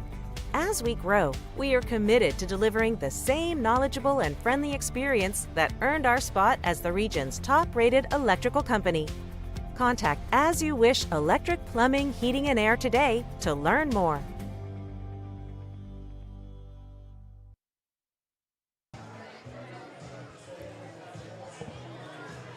Back here for the top of the 9th inning, it is an 8-1 lead for the Dudes, who have just been completely in the driver's seat since we were all knotted at 1 apiece back in the 4th inning as Cole Miller back out for the top of the 9th. But it's going to take a miracle in the bottom half of this inning for the Sticks if they want to come back.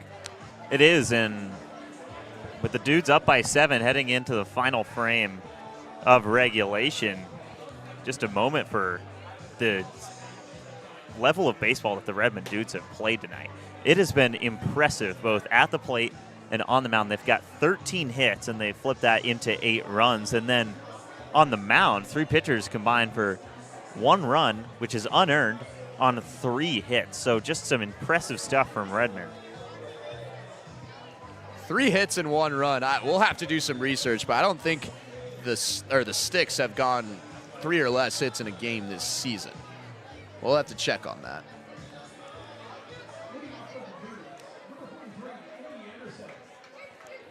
Heart of the order due up here for the Dudes. They're just looking to tack on insurance runs at this point. As Miller fires in ball 1 to Indy Anderson. Anderson's had an interesting game. He struck out looking back in the 2nd and then singled off the right side of Isaac Watson's butt back in the 4th. and then he's gotten on a fielder's choice as well. Yeah, Watson's probably still feeling that one, too. He hit that very hard. Fouled out towards the ice chest. This is the first ball of the night that direction. Man, that had some spin on it. I think that hit the light post, Kyle. Oh, okay. How did you see that? Because it bounced sideways off of something in the air, and then, balls don't bounce like that. Yeah. Something had to hinder that. This one's ripped over to first base. Bartholomew, great job of just knocking it down. That's unfortunate for Indy Anderson, but that is out number 1. What was shot right at Braden Bartholomew? If that was any direction, probably about 3 feet to the left or right, it would have been an incredibly tough play to keep that in the infield, but right at him, right at the sticks on his chest, and makes the play for out number 1. Now here's Teo Perala. Perala, we've seen him quite a bit in the lineup in the season series. Didn't start today, but hitting here for Marwin Yu, who had a stellar day in his own right. That one finds the zone for strike 1. Again, Perala, a very dangerous hitter. He was 3 for 4 the first time these two teams met up. Going to the University of Hawaii at Hilo to join Coach Elliot Kribbe, former head coach for the Fish Sticks. Foul tip, and he's behind 0-2. You can tell he wants that one back. He was just a little early on that, but he was sitting on the off speed from Cole Miller, and Miller just threw it too well for Perala to do anything with it.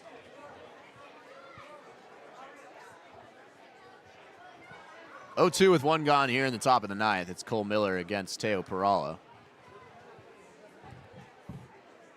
That one fired in, called strike 3. Man, that's pretty impressive against a hitter like Perala to sit him down in consecutive strikes for out number 2.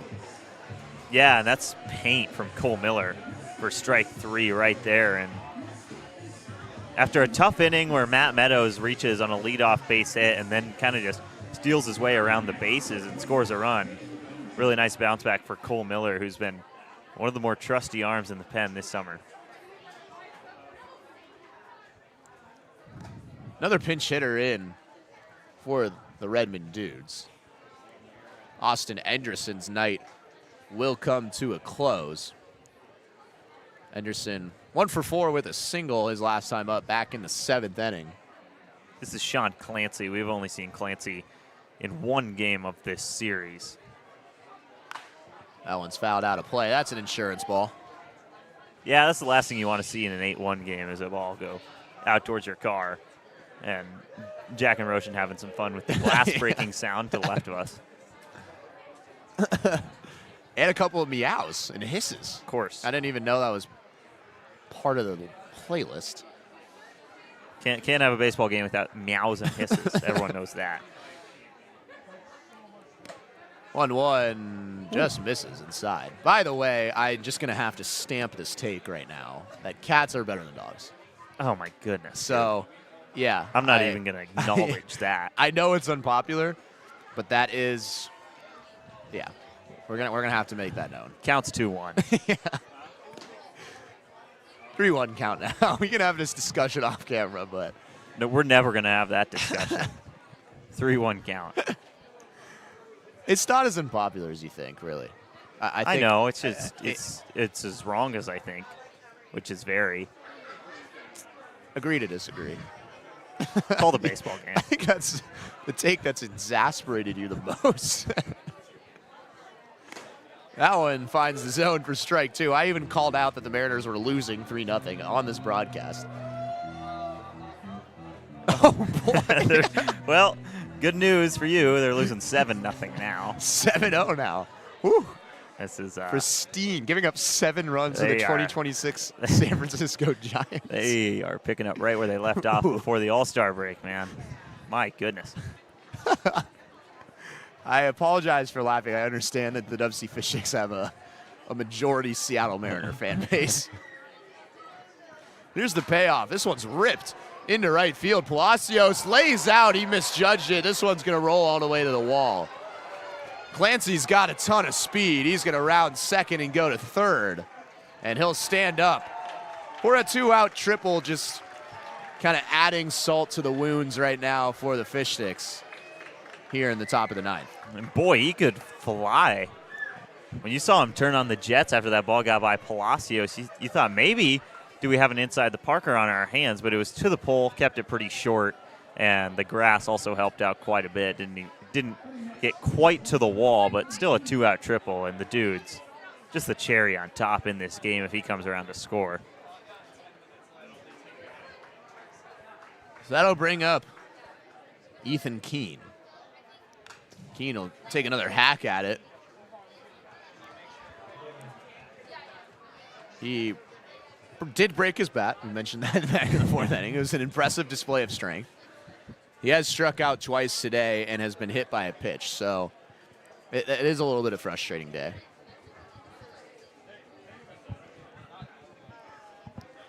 Here's the 0-1 from Miller. That one is in there for strike two.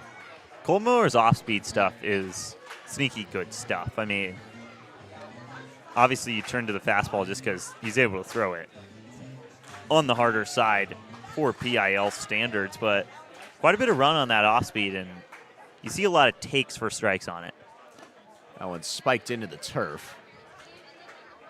So looking ahead towards the bottom of the ninth, the Sticks are going to have 8, 9, 10 due up. And barring a miracle comeback, it would be 3 losses in a row against PIL opponents. I know this isn't a PIL game, but starting to struggle a little bit here at the end of PIL play. And swing and a miss there for strike 3. Keene is retired via strikes for the 3rd time today, and going to the bottom of the ninth, the Sticks have a long way to go.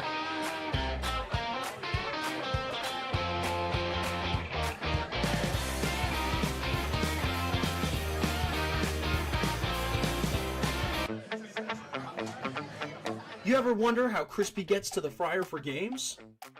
He uses King County Metro's Rapid Ride H-Line.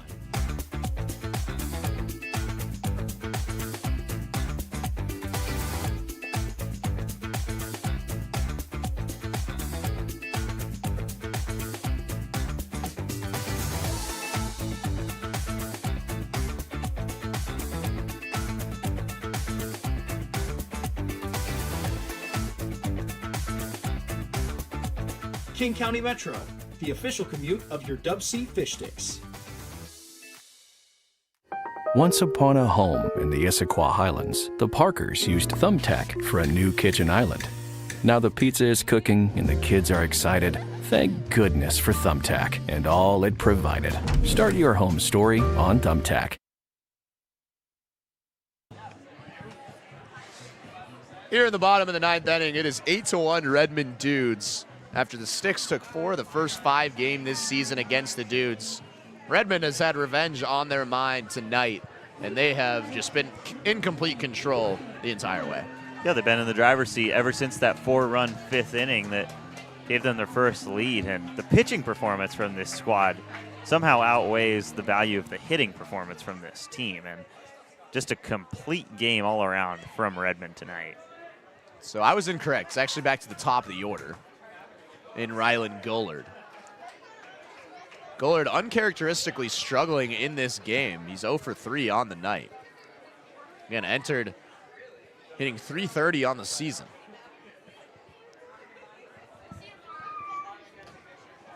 Kyler Malner has been just completely shut down in relief.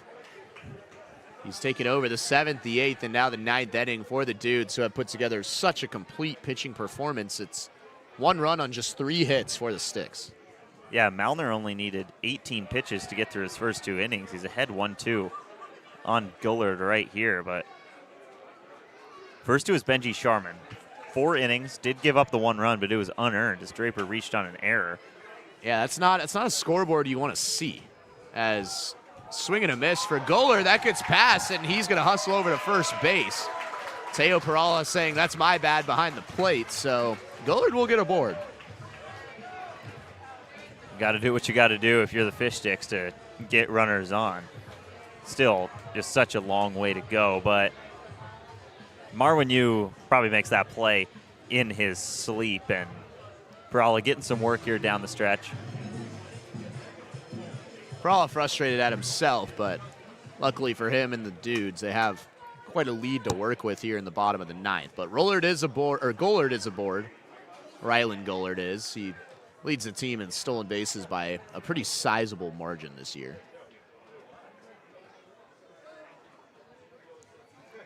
So Ian Draper comes to the plate once again. Draper hasn't continued his recent run of success that we highlighted in the opening. He's 0 for 3 tonight. Off speed, just high. 4-1 from Malner. Yeah, top of the order, even in this large hole, it'd be good to see the top of the order do something tonight because they have gone down without a peep to this point. That's in there for strike one. And looking ahead, I mean, tomorrow, the Northwest Honkers come into the Friar. That's a revenge game for this team after losing 6-4 to them last Sunday. And then Fish Sticks will go down to Tacoma to take on the Studs at the University of Puget Sound. That one's outside for ball 2. Yeah, this is the home stretch of PIL play, and obviously the Honkers loss followed by the Merchants loss. Those were killers, and now, you know, their backs are against the wall in this league race. Ooh. Draper was shaking his head. That one was in the zone, it looked like. And now it's a 3-1 count. I think Draper knows he got away with one right there.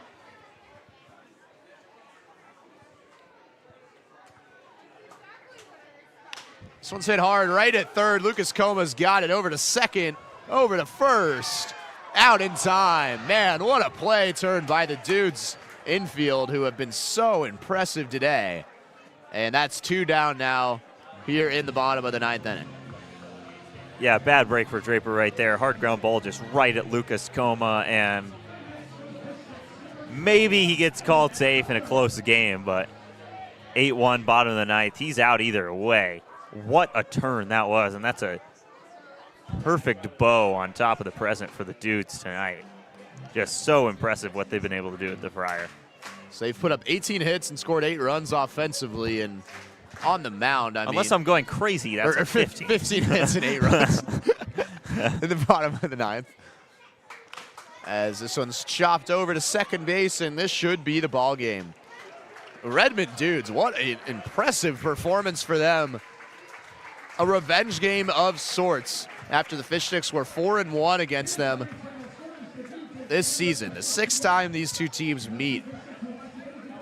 And right from the jump in the 5th inning, the Dudes took control of the game, and they take this one down 8-1. Yeah, it was a slow mover in the first 4 innings, but that 4-run 5th really did get the wheels turning for Redmond. And from there, the Fish Sticks were just shut down at the plate. It was a hit barrage in that 5th inning for Redmond. There's a double down the line from Marwin Yu. We saw a couple of those today, and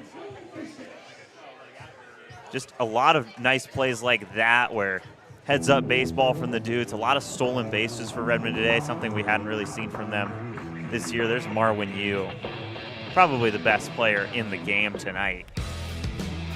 And, yeah, the Dudes were in full control the whole way through after that big inning in the 5th. There's Matt Meadows, who also just had a big-time day for Redmond. It was a cast of characters for them as well. There's Lucas Coma getting in on the fun. Indy Anderson drove in a couple runs as well. Just a really good performance for Redmond, and now back-to-back nights they beat the Blackfins and the Fish Sticks. And what's not being highlighted here, despite, the run barrage that happened in the 5th and the 6th inning. They scored 4 in the 5th and 2 in the 6th. There's Adam Alharvey getting in on the action, but the pitching staff was just so impressive. Yeah, it really was. It started with Benji Sherman, 4 innings, only gave up 1 run, which was unearned. There's Marwin Yu again. And then followed by Cooper Hancock, an arm that the Fish Sticks hadn't really seen before today. Coming in and 2 innings of work before Kyler Molnar, arguably the best of the bunch for the final 3 innings. And this was in the 9th inning. It was cosmetic at this point with that triple. But, yeah, really complete game from the Redmond Dudes. And this is a team that's starting to play their best baseball of the year right now, even if they're not in the title race. And now, as we look ahead to tomorrow's Dix game against the Northwest Honkers, here is the Dix RBI of the game, and it was the only one of the game for the Fish Sticks. Braden Bartholomew back in the 4th inning. A sac fly to score Ian Draper, and that was the only run plated back in the 4th inning. So an 8-1 win for the Redmond Dudes. And the Fish Sticks are going to look to right the ship tomorrow against the Honkers, a team they lost to back on Sunday in the last home game here at the Friar. But for Connor Ryan, the rest of the great crew behind the scenes, and for my great partner to my right, Angus Trangmo, I am Kyle Sweeney saying so long here from Seattle Soccer Night, and we'll see you tomorrow on the Fish Sticks Network.